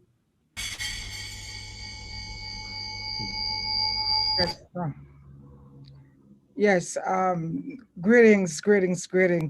What a privilege and an honor to be here in this space. I'm feeling so overwhelmed and happy at the same time to be, among such powerful women. And, I met Sabrina in the streets of Reykjavik, Iceland, and immediately I was drawn to her, and also Mahara. I always call your name incorrectly, I'm sorry. And I listened to Mahara spoke, and our speech was around intersectionality. You see, that is important to me as a domestic worker. Even sitting in this space is a testament to her work. And so I was very much, drawn to the fact that, as a domestic worker, organizing women who are, facing various abuse. And, so that kind of let me, want to hear more and to be a part of the work, any work that is centering women and girls and centering violence against women and girls. And so as I'm here today, I'm also bringing with me the domestic workers and that I'm organizing. And what we have to remember, this is a serious time. We are still going through a pandemic. And I'm not sure if you all realize that the pandemic has kind of like shined the light and women who are facing abuse right now. I've listened to stories of women who are sheltering in place with their abusers, with their children, with family members. And because of, no job, because they do not have a safety net, they have to stay silent. So coming into this group, even during the planning session, there was a ray of hope, knowing that together, all of us here coming together collectively, we can stand up with Million Women Rise, and we can say enough is enough. No more violence against our women and girls. And I'm saying today that I believe, listening to the woman from the camp, listening to the poet of that young woman who spoke about, her missing her country, listening to Akeem and listening to all the voices here today, there is new hope arising in my soul. And I'm here to tell you that we will win. And I'm going to say, repeat after me, I believe. Repeat after me, I believe. I believe. I believe that we will win. That we will win. I believe. I believe. We will win. I believe that we will win. I believe that we will win. I believe that we will win. Power to the woman. Millions will rise till we rise, till we rise, till we rise. Yay! Yay! I believe we will win. Yes, I'd just like to say thank you, June, for your contribution. And as I mentioned earlier before I read my poem, this has been a really sorrowful year. This year has been a year like none other. And for those of you that work within the VAWG sector, you will find that this year has been perhaps one that you will never have to experience again, I hope. It's been really hardcore, really difficult. And for me, I work frontline with survivors, and there are many of you in the lounge work frontline with survivors, and many of you are tuned in. Hello? Just for people who don't know what VAWG is, do you want to say what VAWG is? Of course, the Violence Against Women and Girls, the sector, the women's services that work specifically on the front line working with survivors. I'm a part of that service. Many of the women in the lounge are a part of that service, and many of you viewing will be a part of that service. The work we do is hard. It's real hard work. Violence against women and girls is really, really hard work.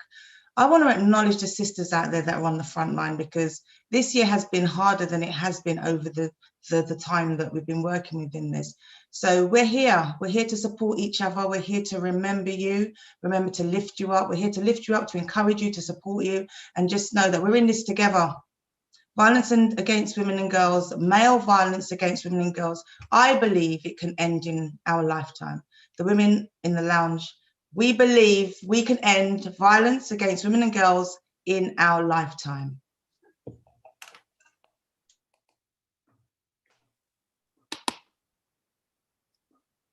Back to you, Michelle. I just don't, we've got some time. Does anybody else want any more questions, or was there any more points in the chat box, Femi? Nancy has her hand up. Yeah. Hi, Nancy, go speak. Hello. Yeah, sorry. Before I jump off. Yeah, I just want to say Happy Women's Day to all the women around the world. And I want to, my message is really going for women who are exploiting other women. Please stop. Women who are trafficking other women, please, please, please, please stop. There's no way you can, it's hard. For me, I cannot understand how a woman can traffic another woman for sex. You as a woman, you know how it feels. And how can you do that to another woman? Women that exploit other women, please stop. Please, please stop. And to our mothers who are back home, please stop selling your girls' children. It's not green on the other side. The land is not green on the other side. Please, please, please, please stop. I know there is so much poverty, which is caused by, most of them caused by people who come to exploit other countries, their resources, and thereby causes people to suffer, people to find themselves in poverty. But mothers, please stop selling your children. Stop sending your children for exploitation, for trafficking, for different forms, just to make money. The country that you're sending them to, or the country they've been exploited to, their government is not being nice to them. And I always use the UK as an example, right? A woman is being exploited to the UK and they finally fight their way to run out of that exploitation. What does the Home Office do to them? They go through re-exploitation again in the hands of the government. Other side is not green. And for men, for dads who rape their children, I just want to say, shame. Shame, shame, shame, shame. Shame on them. And our women, we are here to build other women. We are here to build other girls. We are here to build young girls. Tell them the value of who they are and what they can achieve in this world. Not to exploit them, not to use them for money, not to use them for gain, not to use them for things like a commodity. Women who are exploiting other women, please stop. This is my message for other women and to our mothers who are back home. Thank you.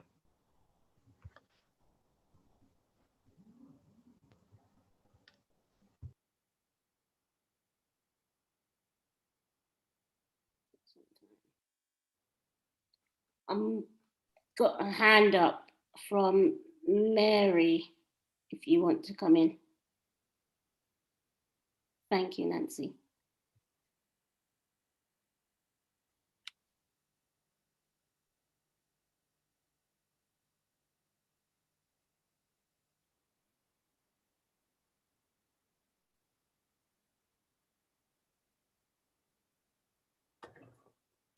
Well, sorry, it looks like we've got something going on the screen. My screen keeps flicking all over the place.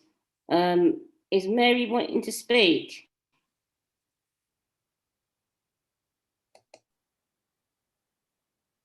Yeah, I think it sounds like Sabrina wants to speak. Not hearing nothing from Sabrina. Right, I don't know what's happening there. Can people hear me? So Michelle, we've got Mary's hand up, but I don't know if Mary's frozen. Let's invite, can we invite Mary to unmute? So one of the co-hosts, please invite Mary to unmute. Oh, there we go. She's unmuted. You're muted, sis. If you speak now, Mary, we'll hear you. Okay. Hi, everybody. Hi, guys. I'm so sorry. I've been late coming in, and I've been jumping in and out of the club. But I just wanted to just say to my sister Nancy that spoke earlier, she's touched on a point that is very, very, very dear to my heart, because a lot of the exploitation of women that we are finding on the African continent, we are finding that the violence that they are experiencing is being sanctioned by other women, by mothers, by aunties, by grandmothers. So my question would be, how do we educate our grandmothers, our mothers, our aunties? They don't have access to these platforms. They are rooted in these harmful cultural upon us. And how do we get this message out to them? Because I think if we can get to them, if we can ask them to look at a better way of raising their children, look at a better way of empowering themselves economically, look at a better way of getting themselves out of the violence that they are in. And they believe that if you sell me or I am married off, you can get money so that you can live a better life. How do we help our mothers and our grandmothers to get out of that mindset? How do we do it? So Nancy, I really feel everything that you are saying. I feel your pain. I feel the urgency in your voice that this needs to change.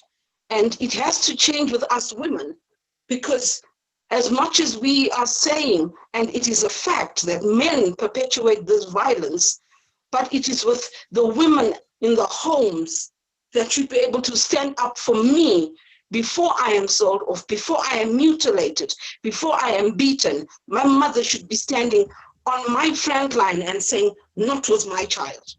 How do I get my mother that courage? How do I get my mother empowered that she can do that for me? Because I know I can do it for my child. So thank you, Nancy. Thank you. And it's just a question to everybody.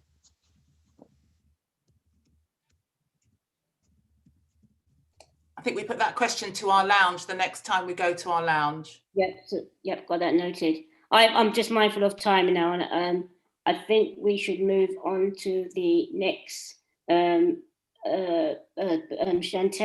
a poet.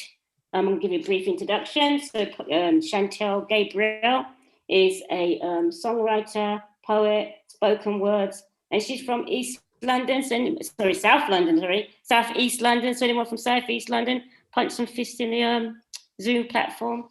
Anyway. Anyway, and she's known for her hard-hitting lyrics and controversial views, and she also is a soulful jazz singer with a beautiful voice and complements her spoken words. So over to Chantel. I let my words flow like water with intention to heal nations, so we can unite together, for what affects one affects another. This is why the farmers' protests are not all over the papers. Our media is coercing our information as they control our reactions. It's no surprise that women are being raped in custody by Indian police, and Ranjit Singh, arrested with a knee on his neck, hasn't caused unrest. Where's the international outrage? Isn't this brutal enough? Or does it not coincide with the race narrative? Because ultimately, we all deserve justice and peace. And as we've seen, when we leave it to a small few, they cannot be trusted. They do not have our best interests in their manifesto, just a desire to keep Monsanto.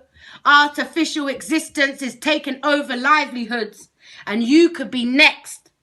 There's no remorse of the pain caused. History repeats itself, but only if you let it. Have we not suffered enough to not see the evil nature of the West? Their reputation speaks volumes, but are you willing to hear? Now their foot is on the gas, there is no turning back. They are their forefathers' descendants, and what they did they will continue. The land of 5 rivers is where my ancestors will rise.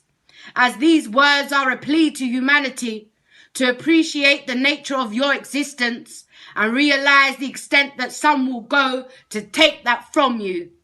The farmers are a significant part of our survival, so don't dismiss what is happening in India and across the globe. 5 represents freedom, and so, what does freedom mean to you? I just want to say thank you so much for allowing me to be part of Million Women Rise International Women's Day. It means so much to me to create a piece to highlight what is happening in India.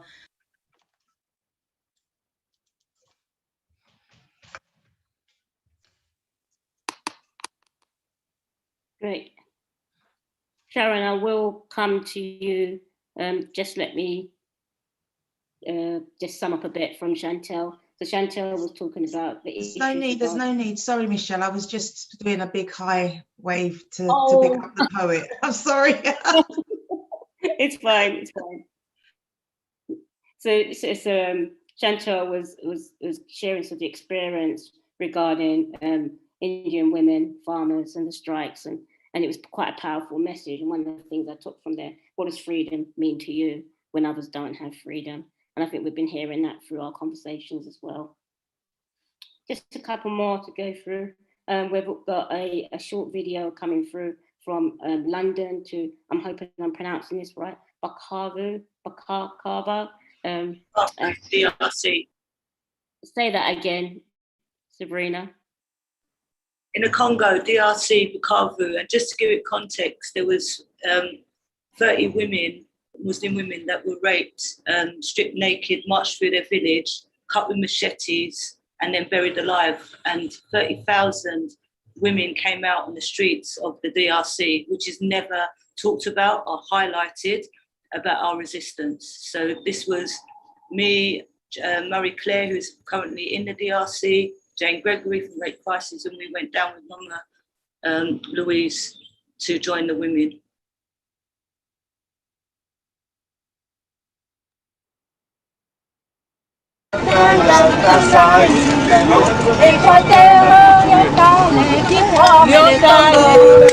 Where you going? Ni message ya kuambia waachie pale, inaenea, inatosha, tunaisha kuchoka.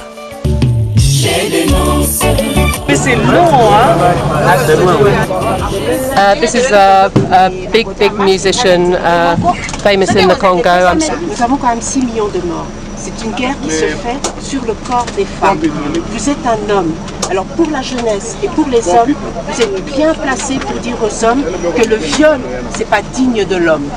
Non à la violence faite à la femme, je m'engage. Non à la violence faite à la femme. Laissez les femmes libres. Il ne faut pas les toucher. Pas les détruire. Voilà. Merci.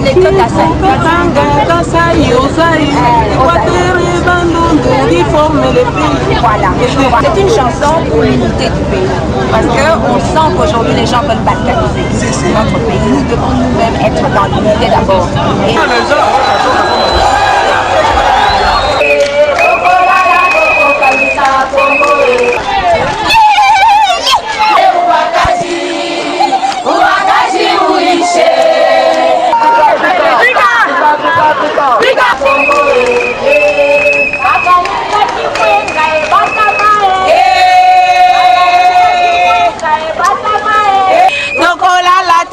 kanisa Kongo balingaki bateka Kivu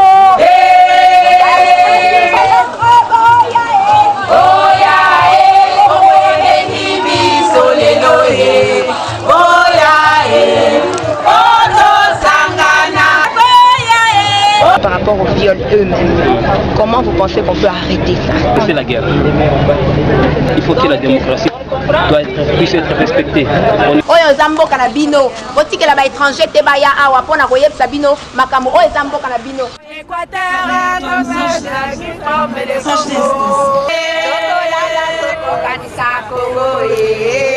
Tokolala toko kanisa Kongo ba mama ya Londres baye. Nous voulons dénoncer toutes ces compagnies multinationales qui sont en train d'exploiter, d'acheter les minéraux qui sont produits au Kivu, qui donnent l'argent aux rebelles, qui vont acheter des armes pour que la guerre puisse continuer. Et c'est la femme qui paye le grand prix, les viols.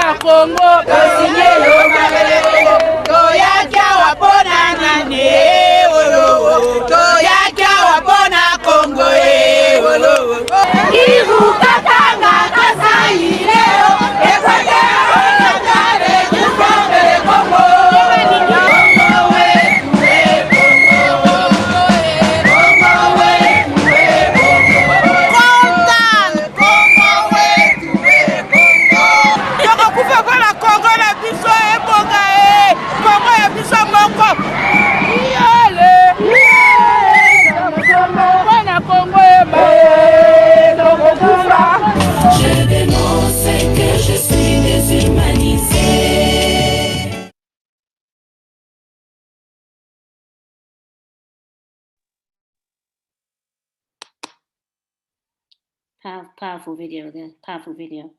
We're now going to hear from Mama Ukunzia, and who's an activist, campaigner, lives in Bradford, and will share her spirits.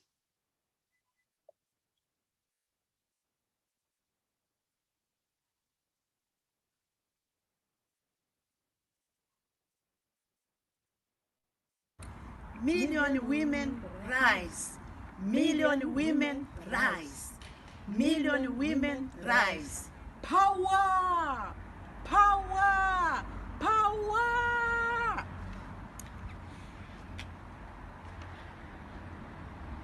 In this special day called International Women's Day, we stand in solidarity with Congolese women, men, and children who are experiencing sexual violence every day.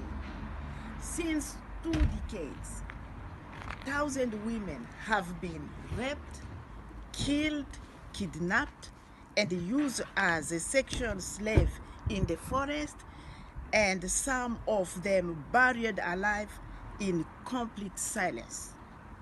We are here to denounce the conflict for the control over DR Congo rich minerals that has resulted in 6 million killed, 1 million raped as weapon of war, and million displaced eternally or gone abroad to seek asylum. We want to raise our voices and say, enough is enough. Stop raping the DR Congo. Stop violence against Congolese women. Tunachoka, tolembi. Nous sommes fatigués. We are tired. We need peace.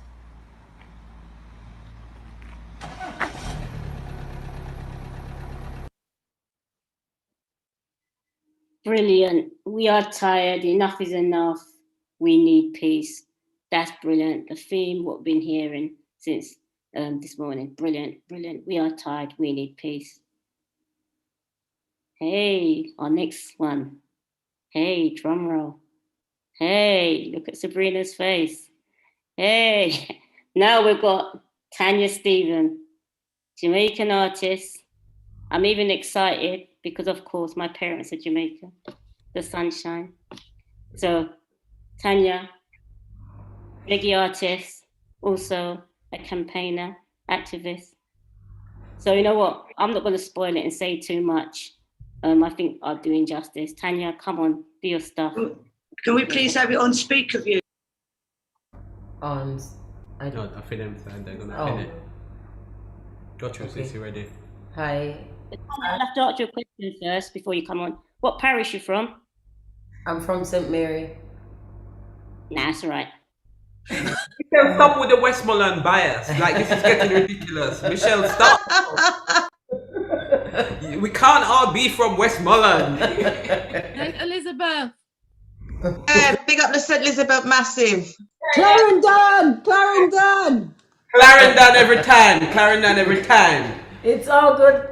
They're all good parishes. And the beauty in coming from many different places like we all do is that when we get together, we have so much more to contribute to each other. So we're celebrating us and we're celebrating all that we bring to the table. And, you know, while I'm listening to everybody else speak, I am very aware of my privilege. I'm very aware, and I too am a survivor of sexual violence, but when I listen to everybody else's story, it makes me very aware of how much I have going for me, and I want to be a part of getting us out of where we are. It's just so much. It's heavy. It's really, really, really heavy. And yeah, you just catch a breath. It's heavy. I'm happy we have each other, because the embrace that we need, we don't get it from anybody else. So we have the responsibility and the obligation to hug each other as often as we possibly physically and emotionally and psychologically, virtually can. In every way we can, we need to hug just hug. That's what builds me back every time I break, every time I fall. It's that my friends hug me. And so I'm here offering my hug, my embrace, my love, because we need it. Because we need it. Like, me get emotional and me go cry. Oh God. But yeah, I'm a baller. But I see so much of us in each of us. I see me in you, and I see you in me. And that's what gives me hope, because I know what I'm capable of. And that means you're capable of it too, and we keep fighting and we keep working. And we're never ever going to stop, and that gives me hope. That's why I'm here today. That's why in the midst of everything we have to mourn, I still celebrate, because we have us. Because we never fail us. And until every woman comes on board, we keep working to get us, because some of us are prisoners of the system. Some of us are working subconsciously as agents of tyranny, of all different kinds of tyranny. Some of us are prisoners of patriarchy, of misogyny, and we don't even know it. So we spew the same things which have been holding us down for generations. We regurgitate it without even realizing that we're hurting each other. And for that, I forgive us. I forgive us, because I know that we couldn't possibly knowingly do that. So we have to be in pain ourselves when we do that. Yeah? And I'm going to sing something just so my voice doesn't break and I start crying, because Cry, man, cry. Nothing wrong with the Yawata. Yawata, bless you. No, because when I start, I sink into it. So I want us to celebrate. And some of my tears are happy tears, because I have family. and I'm talking about you guys.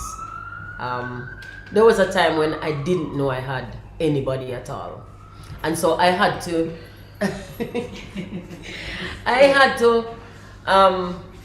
just keep it inside and compartmentalize and try to get through each moment. But now I know that I have community, I have tribe, I have family, I have friends, and that makes it easier.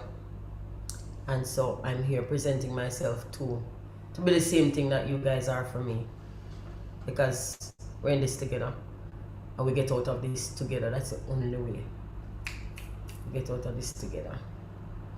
So I'm not sure what I was what am I which song I'm going to sing. I'm going to sing something a cappella because we're not set up with tracks for audio to feed back to you guys, so I'm just going to sing a cappella. Yes. And this one is called Power of a Girl, because I stand, even when I'm weak, I stand and I fight. And because I do not allow anyone to control my speech, my pain, and the screams which come from it, I don't allow anybody to silence me. And I understand that not everybody is at that point, so I scream on behalf of everybody who can't scream for themselves. And I fight, and I shoot, and I stab, and I chop, I fight. And I do not apologize. Well, I say these are changing times, and all of my girl them step on the front line. Tell them we're not stay behind. A time for we pose go on. We are on this with or without we clothes on. Anytime we come, we take the place by storm. Already we're ready to rule the world. Behold the power of a girl, yeah. All of me girl them till them and them, this is a brand new day. Bounce and go through this time for you, no matter what people say. We've got the right to stand up and fight. A time we defend our own. Numbers great, hold the faith, you're not alone, girl. And we pose not because we're modeling. We pose not for fashion. We pose not for superficiality. Not for the aesthetics. We pose for show with strength. Because we're strong. Because fuck them. That's why we pose. And we not stop pose in our outer clothes. Yeah? We not allow people to dictate how we dress, how we act. And we have to stop policing each other too. Because the first freedom we're going to enjoy is going to come from us. Yes. And then nothing else can enslave us again. We're going to be free inside here by each other, and then outside with and because of each other, because we're going to do this together. I have every faith, every single fiber of my being believes I will see this in my lifetime, and I'm selfish enough to think I deserve to see it. I want to see it in my lifetime. Yes! I don't want to do nothing what's going to happen after Yes! I want to live. I want to live to see it. Yeah. Yeah, man, girl, I work hard, man. Girl, I want to see it, man. Yes. So, I'm there. I'm not left, and they can't get me out of this. My planet, our planet, enough of them. Patriarchy is an illusion. It's not real. It's not tangible. It's not productive. So we are take it from them because they not run it right. Them not nurturing, them not loving, them not nice, them fuck up. Yeah. But anytime we buck up, them go and see fuck up. Yes! We're ready for the war, we're ready for the war, man. In a real life. In a real life, man. Yeah, we got through a lot, you know. So when we hear each other get angry, we have to understand and embrace that too. We get angry. I get angry on behalf of myself. I get even angrier on behalf of everybody else. Because because I could find a way, some people can't find a way. Some women just can't find a way. So I get angry for that. Because they don't even have the luxury of being angry for themselves. So I'm get extra angry for them. I'm a non-stop fight. Ever. Non-stop fight. I'm have to go down. Yeah, man. Me. Yeah, me serious, man. Yeah, this is a ridiculous conversation for us to be having for so many generations. I do not understand the concept of somebody who spent the first most important stage of their life as a guest in my body. Stepping outside of my body and becoming my oppressor. I do not understand it. And I never intend to understand it or accept it. I will fight to death. That is it.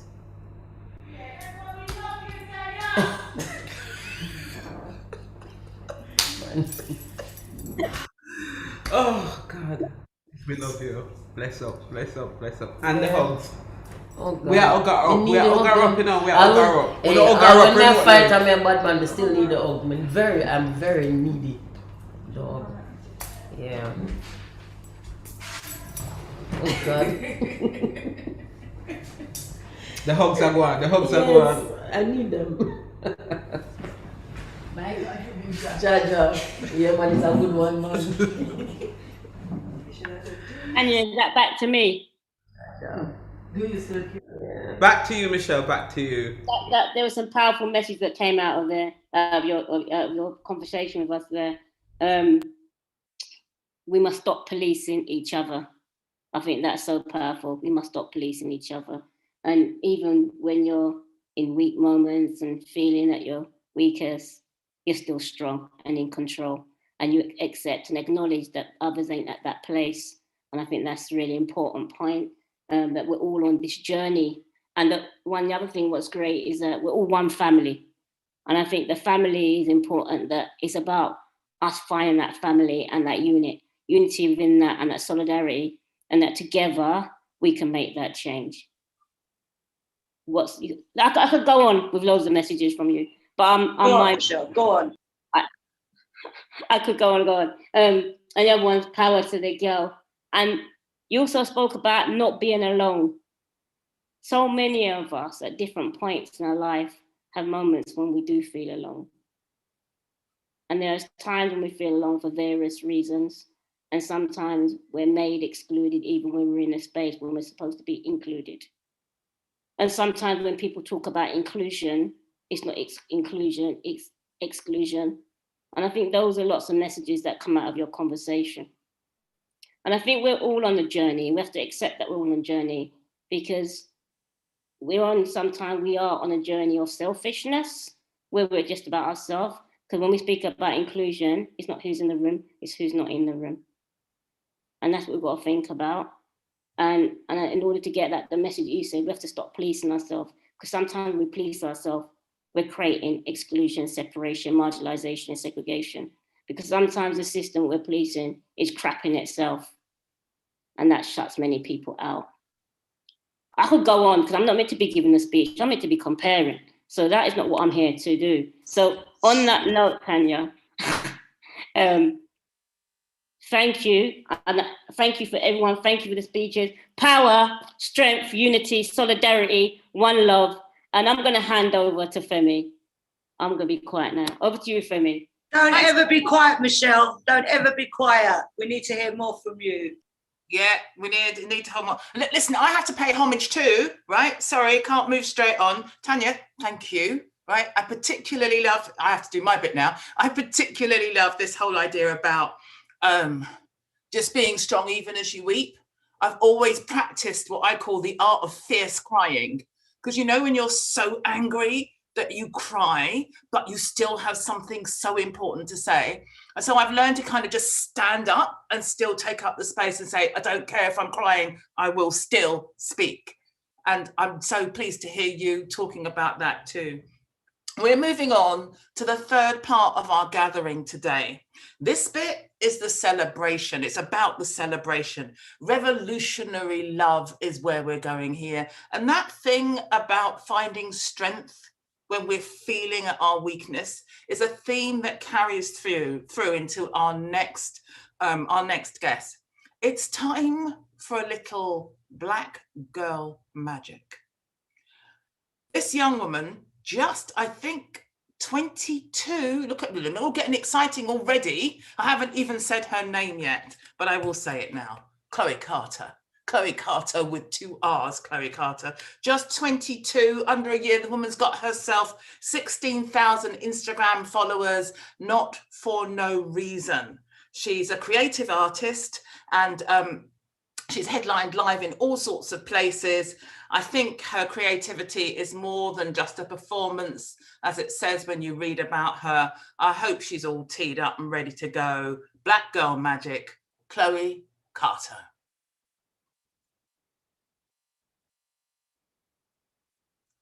Now, so you can't not be there with that build up, right? So somebody either unmute and tell me what's going on, if anyone knows. Anyone know where Chloe? Not yet. I can't see Chloe in the lounge. Yeah, I think Chloe might. I think this is where Essie is going to come in with something. I'm not sure. Essie? If we. All right. I tell you what we're going to do. If our video. If the video's not working, then I guess we could share something impromptu. Okay. Is YA poet ready? Yeah, that's Essie. Essie. YA. Yeah, we're here. I can see you on the second. I can see you. Oh, well, look, that's a real treat. Hello again. Hi. YA then, because it's such a beautiful poem. Yeah, let's have it live. That would be lovely. Because I'm just worried about Chloe. Sabrina. Actually, yes. Don't worry, let's just go for it. Yes. We'll find Chloe. Don't worry. If she's around, we'll find her. If you WhatsApp me the link, I'll send it to Chloe and we'll get her in here to do it live if we can. Okay, perfect. I'll do it now. If you do that, we'll get on it. And we wrote something earlier this year. Let me get it up. This is another impromptu duet that you guys get from us. We like that, right?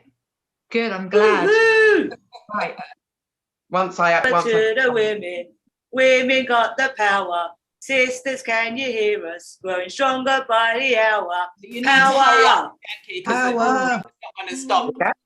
Right, I'm ready when you are. When you're ready. Stay ready. Stay ready. That's what happens. Build back equal. It's hard to rest when you sleep less because your chest is heavy under the weight of burdens carried for too many generations. Knowing that your sex literally birthed this nation, yet somehow you are left behind in a race in which your starting place is determined by class, age, gender, perceived ability, sexuality, and of course the color of your skin. Somehow over time the lines have been blurred. Words have been slurred and cries grew unheard. Our plight was disregarded. Our fight was diminished. We began to compete just to start at a finish that lessened our value and made us question our worth. As givers of life, we are portals through birth that produce man itself. As in us we merge spirit with flesh. And so we are Mother Earth. Yet time and time again, we are left in the dirt.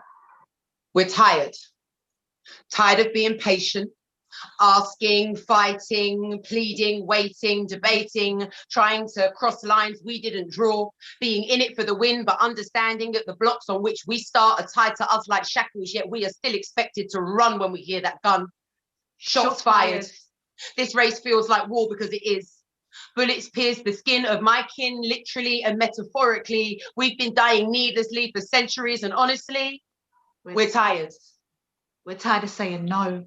No, thank you. We do not want this. While we strategize ways to tiptoe around our disappointments. No is in no.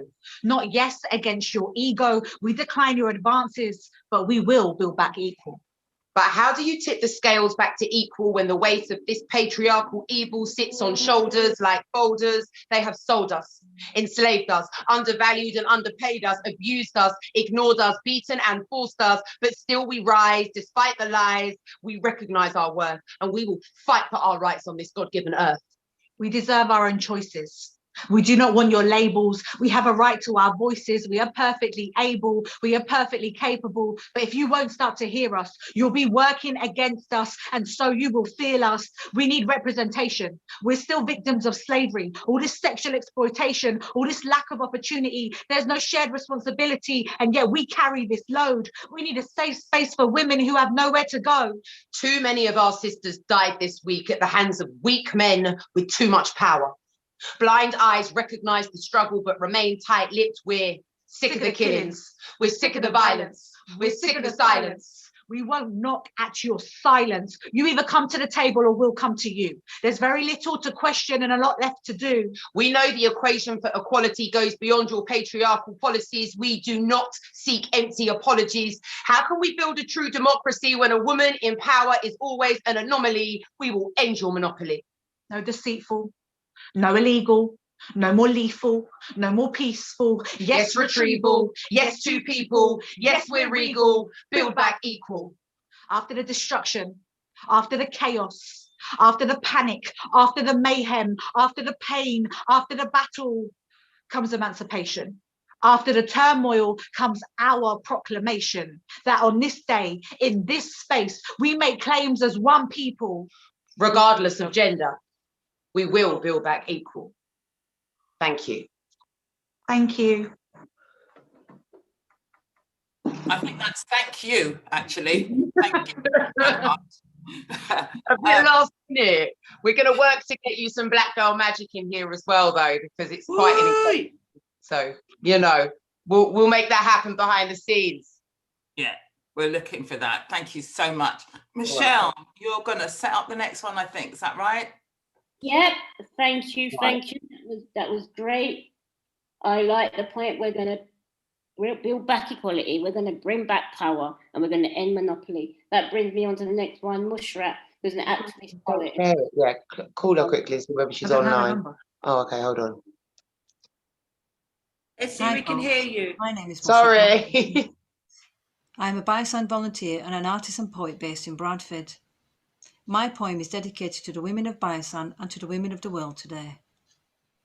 Woman. Here I am with women of all shapes, sizes, all colours and creeds. Today we are all stood together against all atrocities against women, violence, domestic abuse, rage and pain. Of 100 nations in 100 languages, read, spoken, heard and sung. But we understood. We heard the song, the global voice that spoke to us all and captured in just one voice. We have created a movement to inspire, to change, to create and challenge. Patriarchy at its extreme core, at its very existence, bringing in a renewed global vision of a brighter future for generations to come and those yet to follow. Those who will not follow the rules and break the chains of bondage, of an enslavement of a nation, of a social system full of flaws, full of insecurity and unwanted demands, dispelling the illusionary system that are built to control, built on demand, which is now disintegrating and is in flux, leaving us all exposed to a new reality, which we have initiated in this moment.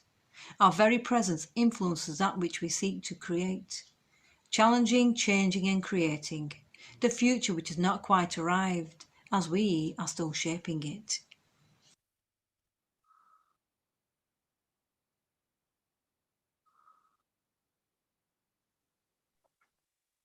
Thank you.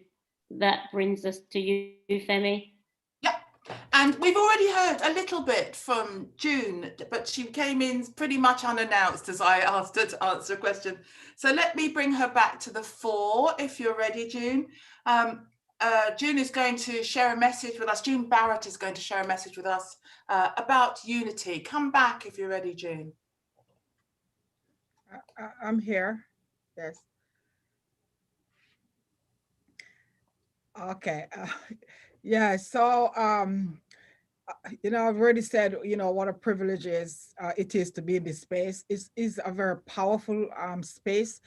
And my work as a Black immigrant woman, I'm queer woman, organizing Black domestic workers who are on the brunt of various forms of violence.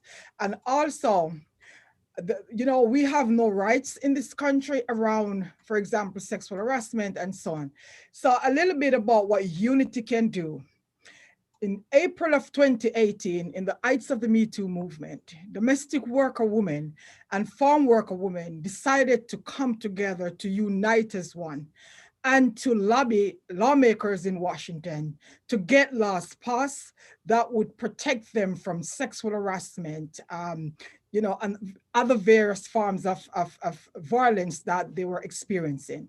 And I'm here to tell you today that what seemed impossible became a reality through what we call the Be Heard Act, where instead of having, protection for if you're working in a company of more than, I think, 5 women, now these women behind closed door, alone with their, perpetrators, were able to come together to fight to get laws passed.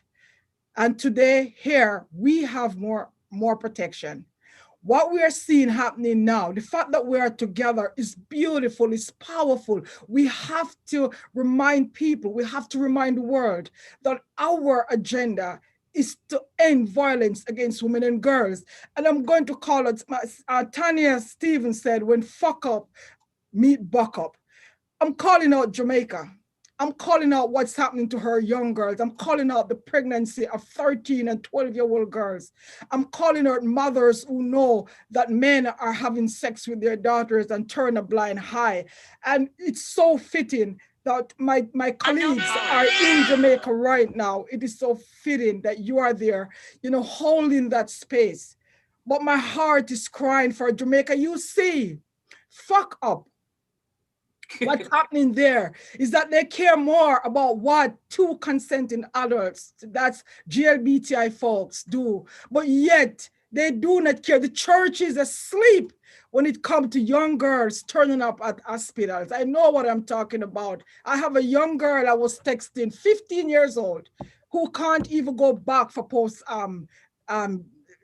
what do you call it? I've never been pregnant, to go back after having the baby. She doesn't want to say who this man is. She's suffering in silence. And together we have to come and we have to do something to organize and mobilize the women in Jamaica to stand up and to fight against this injustice. So when I saw my sister Tanya, and when I heard her, I'm telling you, I am ready to be on the forefront. And we are here today because of the power of organizing. We see women speak from around the globe this morning. Again, it's unity. So to be in this space, I have renewed hope. I have faith that from this, it's not going to stop. From this, we can continue the conversation.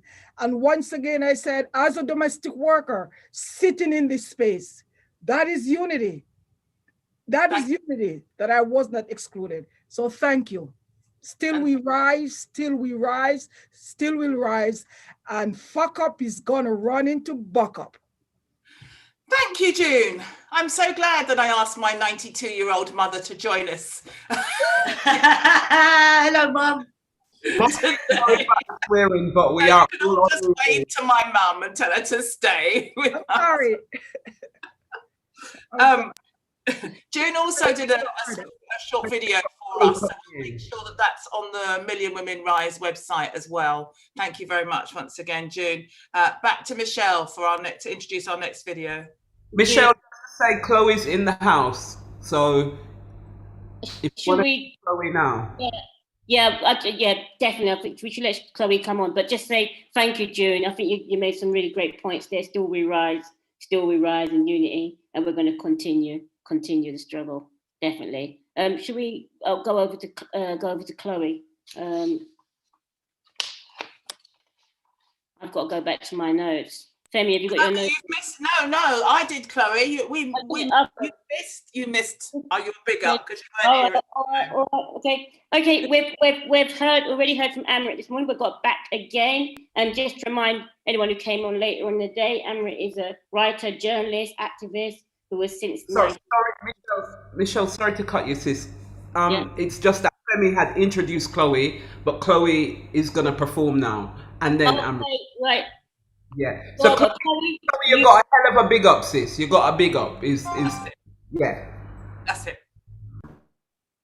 All yours. Take it away, Chloe. Unmute yourself. That's it. Thank you for the incredible introduction. I heard it, so thank you guys. I'm gonna perform this poem called Black Girl Magic. I just wanna, before I even start, I just wanna thank Million Women Rise for allowing me to come on and perform today, and Miss Yankee for organizing the poets as well. So thank you all so much. It's been an incredible event. I've been here from the beginning watching, so I just want to thank you guys. Yeah. So this next poem is called Black Girl Magic. Just a background, it was a memory that I had with my little cousin performing a magic trick on me. And yeah, it's basically about a card trick. But yeah. But it highlights all the women that go missing in the world. Black Girl Magic. So before we begin with this magic trick, let me tell you a little bit about what magic is. See, at the start of most magic tricks, there's something that exists, then by the end, it doesn't exist. So first we pick our fate. I mean, card, number, what is the name on the card? We say the name, we say their names, Queen of Hearts. It is a black Queen of Hearts. We are told to remember what the card is, and then it disappears. Do you still remember what the card was? We are asked again to say their names. Fatima, Phoenix, Nevaeh Lachey, Oluwatoyin, Joy, Morgan, Brianna, Kayla, Hunter C. I can't say all of their names, but I know that it's a black Queen of Hearts. I just listed a bunch of names that you probably don't remember or probably don't even know about. I can't say all of their names, but I think the card number is over 64,000 black women are a part of the missing makeup, and the media still doesn't give it full coverage. You see, the thing about magic, we can say their names and still not be able to spell them. See, the thing about magic, often things just disappear without us even realizing, without us even noticing. See, are you missed if no one looks for you, if no one misses you? Are you just forgotten? I wonder if you will bring back our girls, I mean the card, when it goes missing. This poem is an ode to every black girl whose magic has been used to make her disappear. I imagine that your ashes are just piles of stardust, lost at sea, faces we may never see, tricks buried beneath the sea's surface, a bunch of faces that hit the net but never resurface because we're still searching. I'm thinking if I should go deeper to explore the nurses. I call it the curse of the nurse, and you know the type, the one that creates more deaths with black pregnancies than births, and I wonder why more and more black women keep on going missing. You know, the thing about a magic trick, it's got to be rehearsed, repeated, practiced, learned over and over again. See, in school, we had this thing called the lost property box, and it was always filled with a bunch of items, and the longer these items stay missing, the more they lose their cost, and eventually people will stop looking. Have you ever lost something and then wondered if it's ever existed? But to every black girl that's gone missing, I know that you existed. I know your disappearance is just mystic. There is power in saying their names. I believe there is power in speaking things into existence. I know why they call it black girl magic. We are the ones most likely to go missing. Thank you, guys.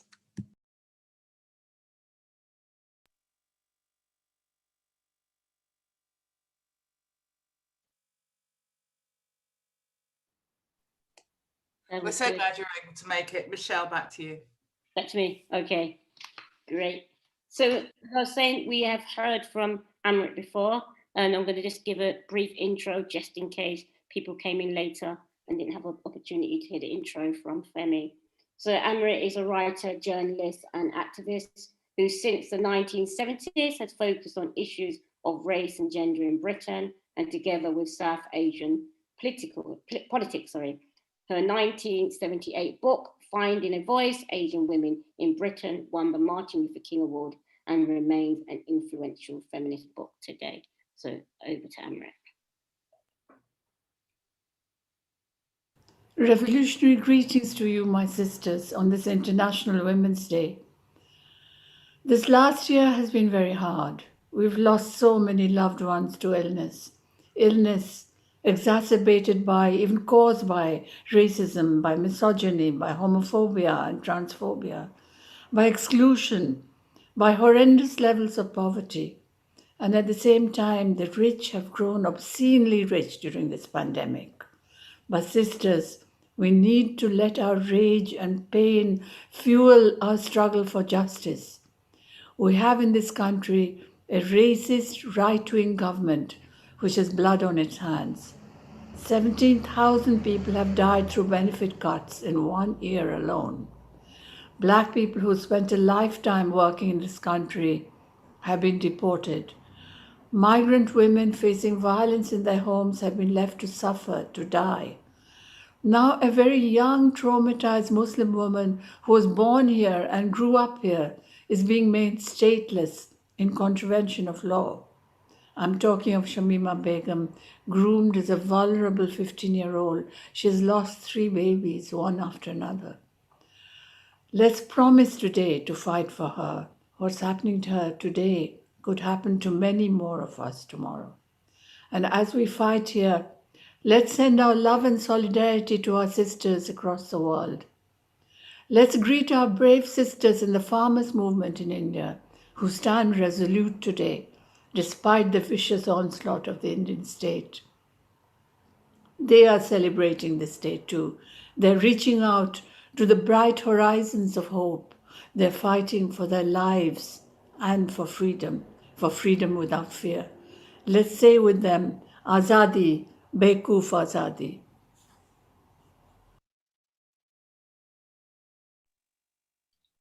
Azadi, Azadi, Azadi, Bekuf Azadi. Oh, well, the challenges of lockdown and the absence of Wi-Fi on one platform will not stop me.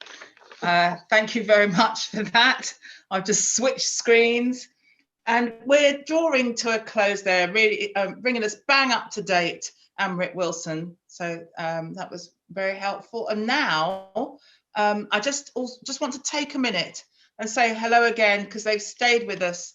The women in Kakuma camp, you're still there, and we are still thinking about you. We're pleased that you're still with us. So let's send more love to them, please. Hello. Who wants to come in? Someone was about to come in. Go, Michelle. We love you. We love you all. Solidarity. Thank you. Stay with us for.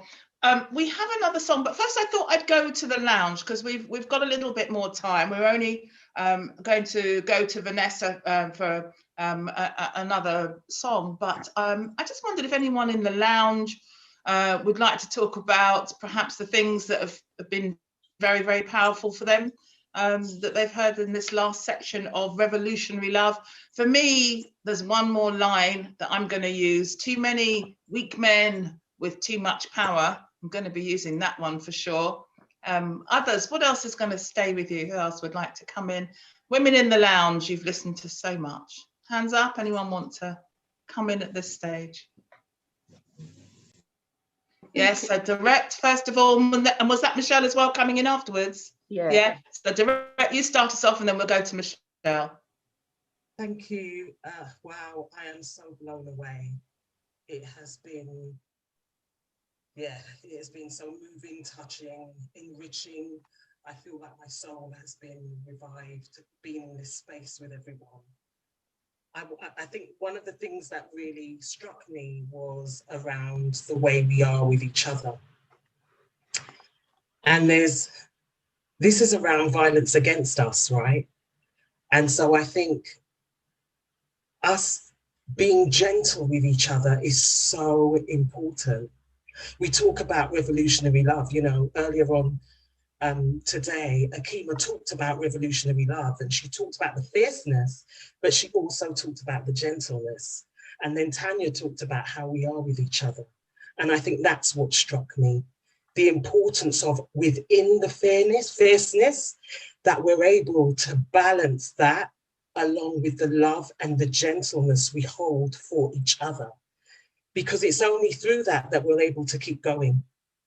With everything that's coming at us all the time, every day, all these breaches that are being directed on us and have been for centuries, for generations, our mothers, our grandmothers.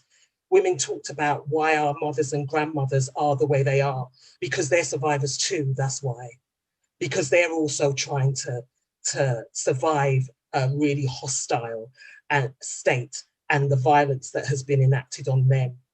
So I feel it's really pivotal for us in our fierceness, in our radicalness, to be able to love and bring gentleness for each other in all the ways and all the different things we embody.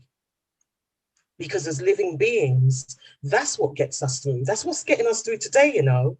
All the love that you are hearing from people being creative, from people doing spoken word, to the singing and the just enriching our hearts in song and word, that's love that's generated that. So for me, I think in moving forward, we have to ensure that we love each other. We have to be able to fall down, make a mistake, and have love bring us back up, not actually penalize us for making those mistakes. As sisters, we have to be able to go, you know what, you fell there, but take my hand. We're gonna get through this thing. I'm not gonna hit you when you're down. I'm actually gonna go, come, let me go through this thing together. So for me, what's been left is that love. And I feel that. I feel quite emotional about it.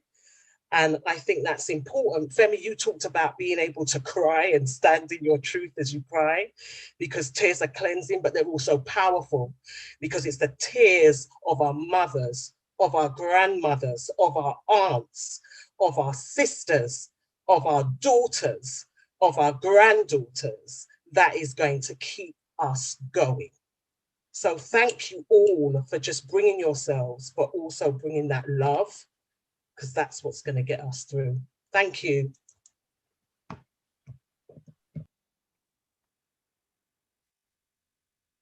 Dorette, I love you. Thank you, Dorette. It's Yeah. fantastic. We're going to Michelle Espy. Then we're going to Mara'i. And then, Tanya, if you look too relaxed, I'm coming back to you. But first, we're going to Michelle Espy. Okay. Don't look, forget you know what? Akima. I haven't got a great deal to say because my sister, Dorette, has taken everything off my page, right? And all I can do is to pay homage to her. Dorette, you did a beautiful job in what you just shared with us. Thank you, sister. But what I will say, the words that stick with me is definitely a couple of things that you said, Femi, about your fierce crying. And you know what? I talk about honoring our emotions, and if we want to cry, let's cry. But what you said just gave me a different way of thinking about it. I was really moved by Chloe and the black magic. And I don't know how she crafted that so beautifully. That touched me very, very deeply today. And my daughter, who's 35, is at home with her 11-year-old daughter, and they're watching this, and she's just messaged me to say how moved she was by that. So yeah, different people, everyone has touched me today. I don't know. I've said it already, and it's been said really. Yeah, we're all here together. Thank you, Michelle. We're going Mara'i, Akima, and then Tanya. we're coming back to you. We want to hear you again. So Mara'i. So I'm just being the conduit, first of all, for my friend, sister, ride or die warrior girl, Maureen Anderson, is out there watching us on YouTube, who said that from her, the things that have really touched and moved her. How can a man that has come out of woman, who has suckled from woman, turn around and brutalize? And also, as a woman, we must not police each other. And Maureen says powerful words are coming. Like, for me, I'm just grateful. Those of you who know me will know that I lost my mom within the last year. Miss Pearl, the warrior woman, right? Hard to speak without crying. What I know is that my mother was no joke. She didn't take prisoners. Everybody knew her as a difficult, quote unquote, woman, proudly difficult woman. Right, Sirani nodding, direct no, like all the people them that know Miss Pearl wasn't easy. And there is so Renee, who's in the room with us, is saying her birthday girl. There is so much. It is so critical that as women we are allowed our righteous rage and we are allowed our tenderness. It is so important that we are allowed and that we give space to each other. I really like this thing of saying, can we not police each other, right? In the revolutionary love, there's going to be softness. We need to look after each other. As Dorette said, make we call each other in sometime instead of call each other out. Make we stop cancel with one another. But the backside, we are cancel with one another. We want to cancel. What the hell is that? Why are we cancelling? Why are we cancelling on people? Like, really, that's some fuckery. Right, sorry, I don't even have a polite. Femi's mom, I'm so sorry to be swearing. I have a potty mouth. My mother threatened to wash it out with J's. It still hasn't been cleaned. What can I say? Can we stop? Can we call each other in? Sometimes these conversations are difficult to have, but let us have them with each other. The destruction that we like meter on each other must not mimic the arms house that men be doing to us, right? And if we have time, me have one poem where I go call out the black man them, my brother them, if we have time, because it's also, we spend a huge amount of time, really, as I said earlier, dealing with ourselves. I want us to deal with ourselves, but I want us to name the shit. Because I also want us to build some accountability. I'm vexed, but I'm also full of love. We can hold multiple truths in any one body. Yeah, so blessings and love as always. Power to the woman. Every time. We'll make room for your poem. Akima, you're up. Okay, yeah, you know what? It was Chloe that actually I wanted to speak to, because it was like, you know, I heard something so, you know, awful and sad that moved me in so many different ways, because I started my work as well talking about how patriarchy disappears lives, and I don't think we should ever forget that. And we might not, and we live, you know, and some of us as well are taken, but we still exist. And I'm still thinking about our sisters in the mental health system who are trapped there. And you know what? Believe there is enough of us incarcerated in those places. So I just want to kind of think about what those diagnoses do that don't offer any treatment, don't offer any respite, but keep us silenced in those places. And then there was something for me about the beauty of this space and all of the poetry. Honestly, I can't get over those words that I keep hearing. And there's something that Audrey Law says, and I don't know what she says, but she says something magical about the poets. So I'm saying this to all of the poets amongst us, to Miss Yankee and everyone who's spoken in those fine words about. So when we hear YA, of course, YA.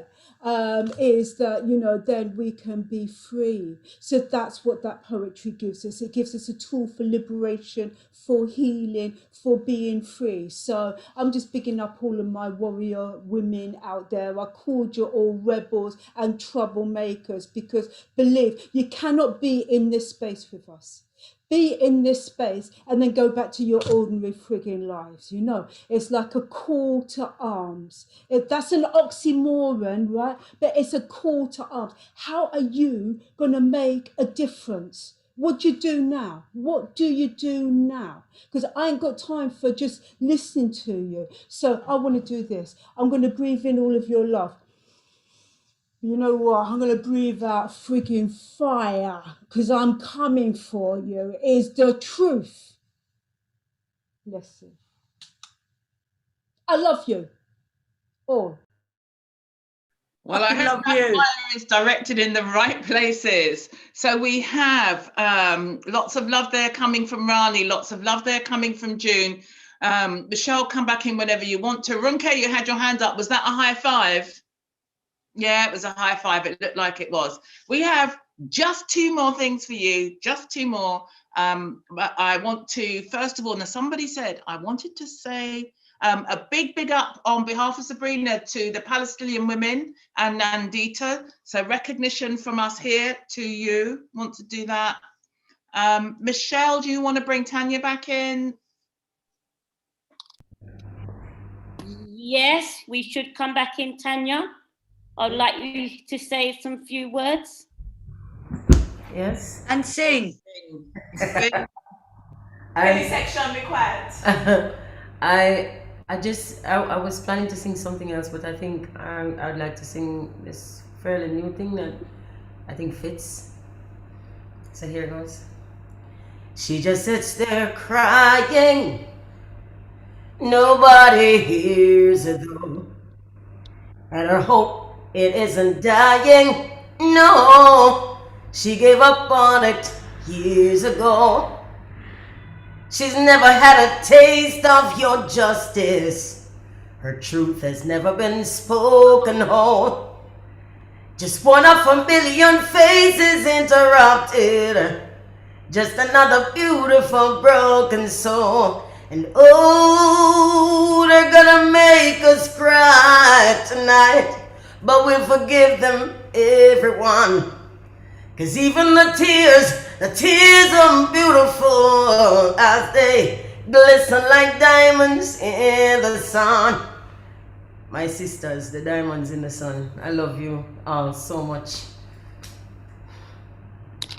Thank you so much once again. We love having you with us. Thank you. Rani, with the big heart, come on in.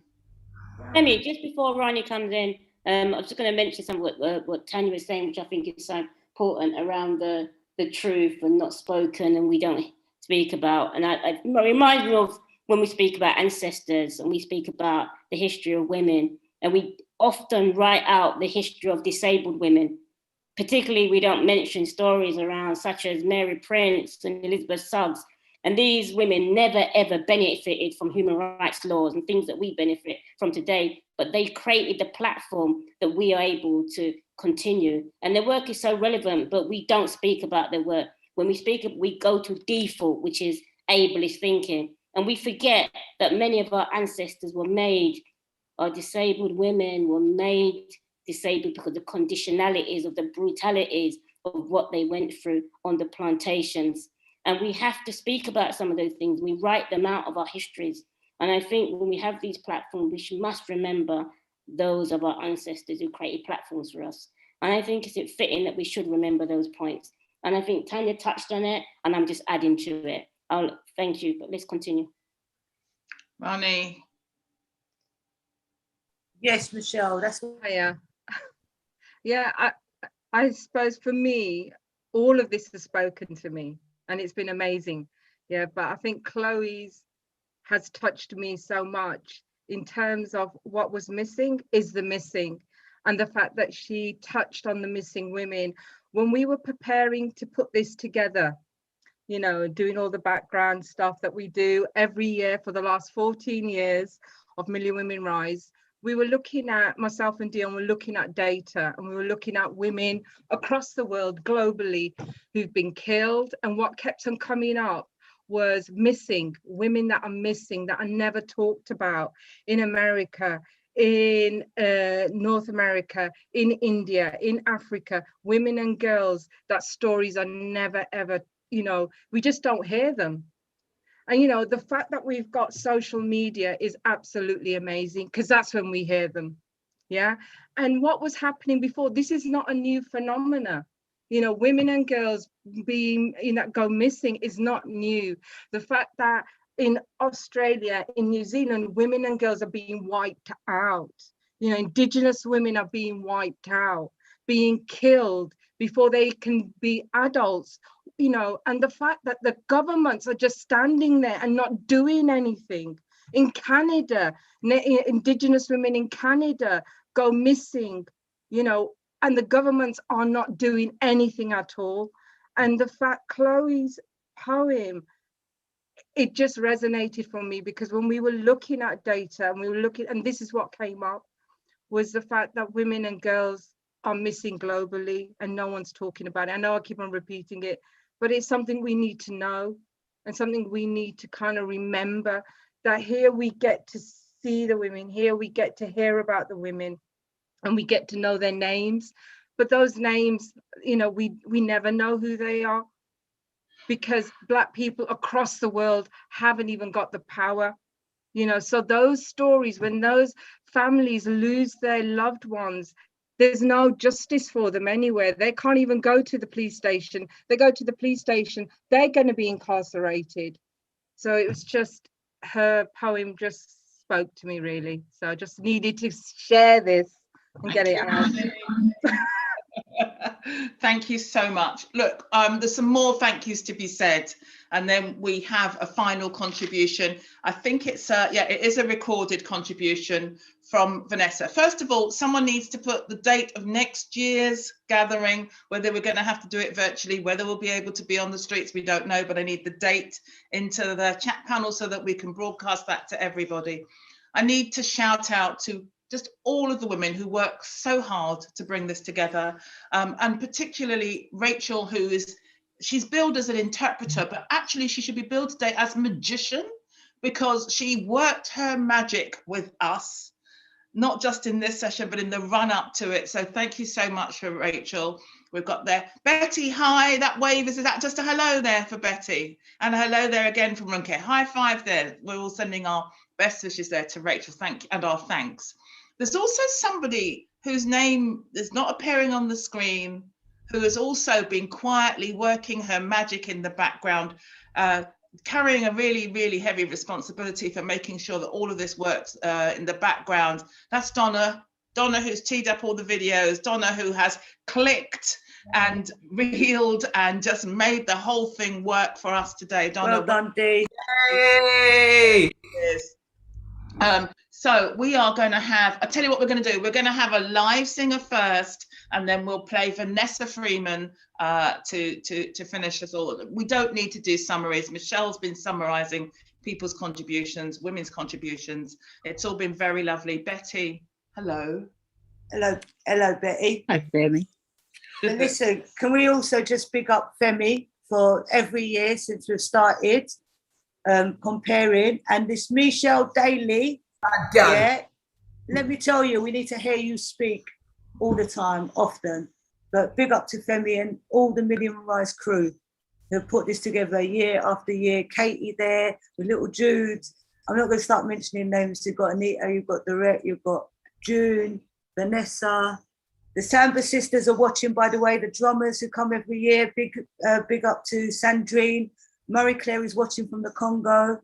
So just want to big up. Yeah, you're right, Betty. Fucking love you, Betty. And to everyone who's watching. Love you too, darling. Okay. Pass to the women. Sorry, Mummy. Betty, we're going to go to you, and then we're going to hear the wonderful Vanessa Freeman once more. I know everyone's going to be looking forward to that. We have a video. Donna will do her magic on that. Betty, it's yours. Bless up, everyone. Lovely to see you all.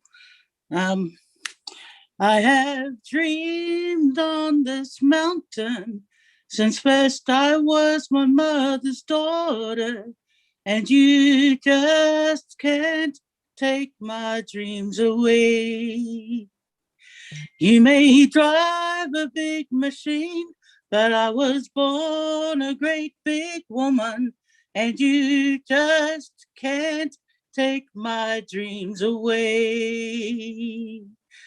This old mountain raised my many daughters. Some died young, some still living. But if you come here for the taking my mountain, well, you ain't gonna get it I have dreamed on this mountain since first I was my mother's daughter, and you can't just take my dreams away without me watching. No, you can't just take my dreams away without me fighting. No, you can't just take my dreams away. Big up. Yeah. Oh, Jamaica in the house. Yes, yes, yes. Big up, Betty. Thank you, Betty. Just joyous, as has been the whole event, has it not? Co-compare, Michelle, do you want to say some final words? It's just been an amazing session. I think we also need to give a big thanks to, there were so many names that I can't remember all the names were part of pulling this together, but it was joy, tears, sweat, love. And I just think it's been great. And it's been great to be part of just a wonderful organizing team. And just, I don't know, you can't even put it into words. It's just been amazing that, you know, it's all about unity, it's all about love, and it's all about bringing space to voices that don't get the platform. And that's what I think it's about. It's about saying there's no hierarchy about who's good, who's bad. It's about creating that space. And it's about year after year after year, whose voices are we missing? And I think what was so touching about organizing, it's what do we need to do to make sure the platform is accessible? And I think that in itself is great to be thinking about that.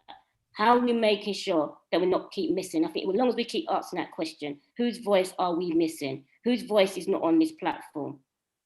Whose voice are we shutting out? Because liberation is not about ourselves. Liberation is about the voices that we're not hearing. When we listen to Lakvinder Kaur, I call her Lucky, but I say Lakvinder Kaur to give her respect, the video, when she spoke about when care is used under the auspices, when institutions mask care under the auspices, and I've switched it all around. But basically what she's saying is, as disabled women, when you seek support from institutions, we mask support under language. And if we don't recognize the damage of language, particularly around certain groups, you find how certain people become further and further and further marginalized from society. And then we segregate, and then we start creating hierarchies about who's valued in and who's valued out. And I keep saying, don't give me the mic, because I'll just go on and keep talking. But I think the main thing we've got to think about is each time these platforms we're creating, we're talking about injustices, we're talking about justices, and we're talking about injustice, we're talking about justice, we're talking about inequality, we're talking about equality, and then we're moving towards to make sure everyone has an equal platform, everyone has an equal space in this world. And we're talking about the struggles of women, and we're talking about all women, and I think that's the power of it all. So what I'm saying is power to the women, and that's what I'm saying, and power to ourselves. One love, everyone. Give ourselves a hug, and give ourselves a big hug for pulling this off, and pulling it off on a platform for the first time. Who cares, whatever it looked like? I know it's beautiful, and you know it's beautiful. Nice one, everyone. Thank you. Lovely Lorraine. Hello, I haven't said your name today. Hi, Lorraine. Give us a wave. Thank you. Who else's name haven't I said? Rebecca, I haven't really said your name either. Almost everyone else has been said. No one has said a date. Oh, there it is. There's the date. Saturday, the 5th of March, 2022. What will I wear? Pleasure working with you, I should say. Let's do it again. Yeah, we'll do it again. Let's see if Sabrina, well, sometimes, you know, she'll speak if you kind of look at her in an expectant way. Where is she? There she is. Sabrina. Should close off. Say that again, sorry. I think Sabrina and Mariah should close off. Oh, yes. Okay. Mariah and Sabrina, your compare has decreed that you will close off in whichever order you like. Away you go. It should be Renee Rattree, actually.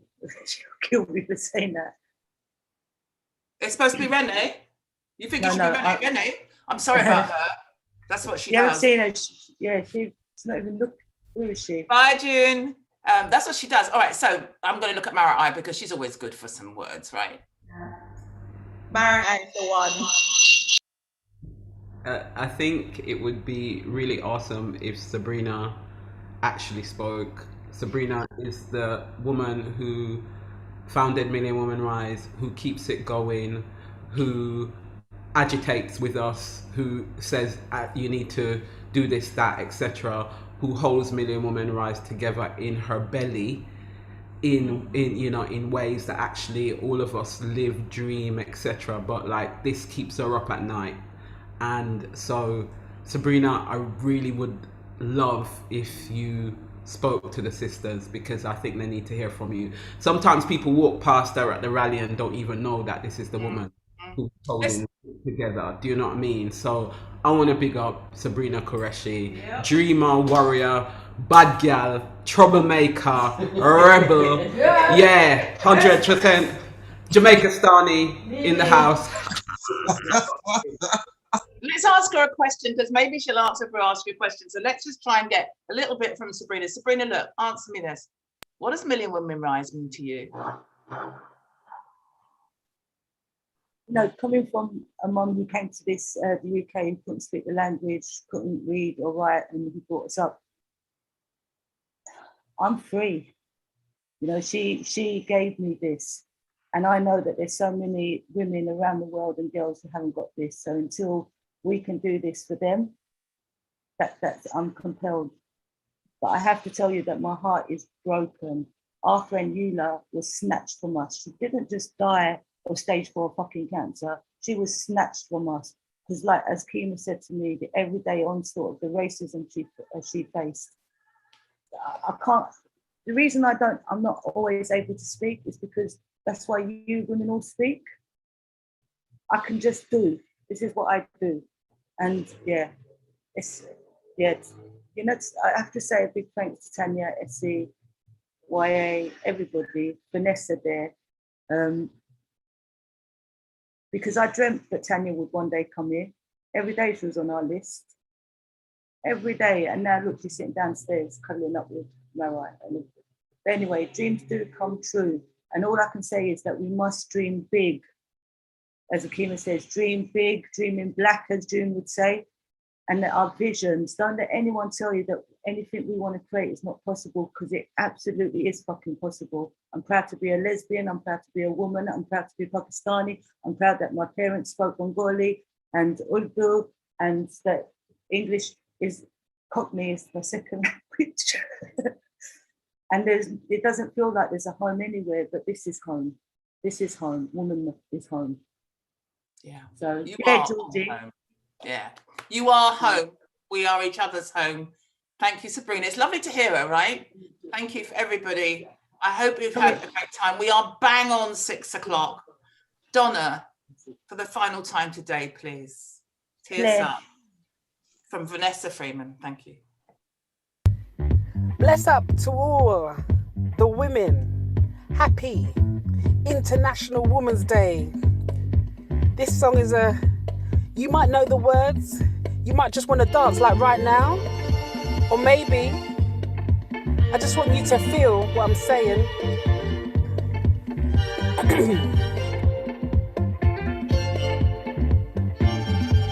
I think we better dance together right now. You feel me?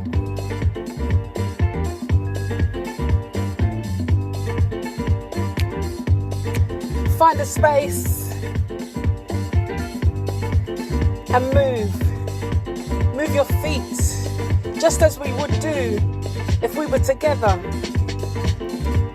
in Trafalgar Square. So this is the one for you. Here we go.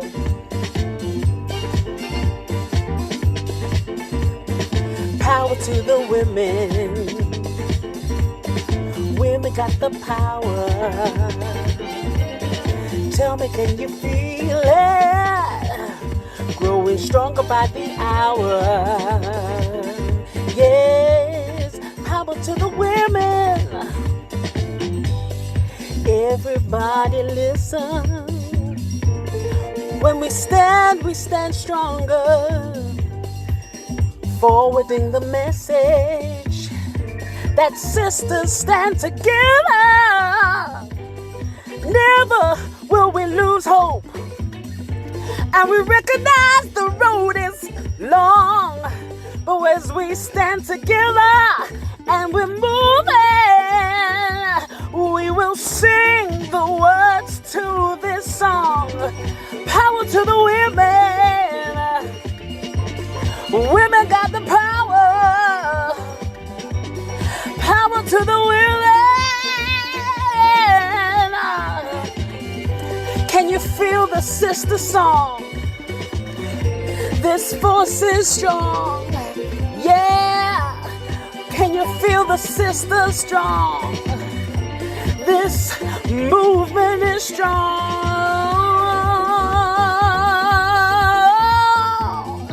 Yes, we are. International Women's Day. And I feel it in the place. Yeah, yeah. Here we go, here we go. Power to the women. Women got the power. Sister, can you hear me? Stronger by the hour. Power to the women. Women got the power. Tell me, then you hear me? Oh, and everybody look around. What we have is so strong. In all the different parts of the world, we stand strong. We're a movement that can move any kind of problem that comes our way. When we stand, when we have the faith, when we stand, we can make things change. We can make things change. Yeah, yeah. So we're power to the women. Women got the power. Sister, can you hear me?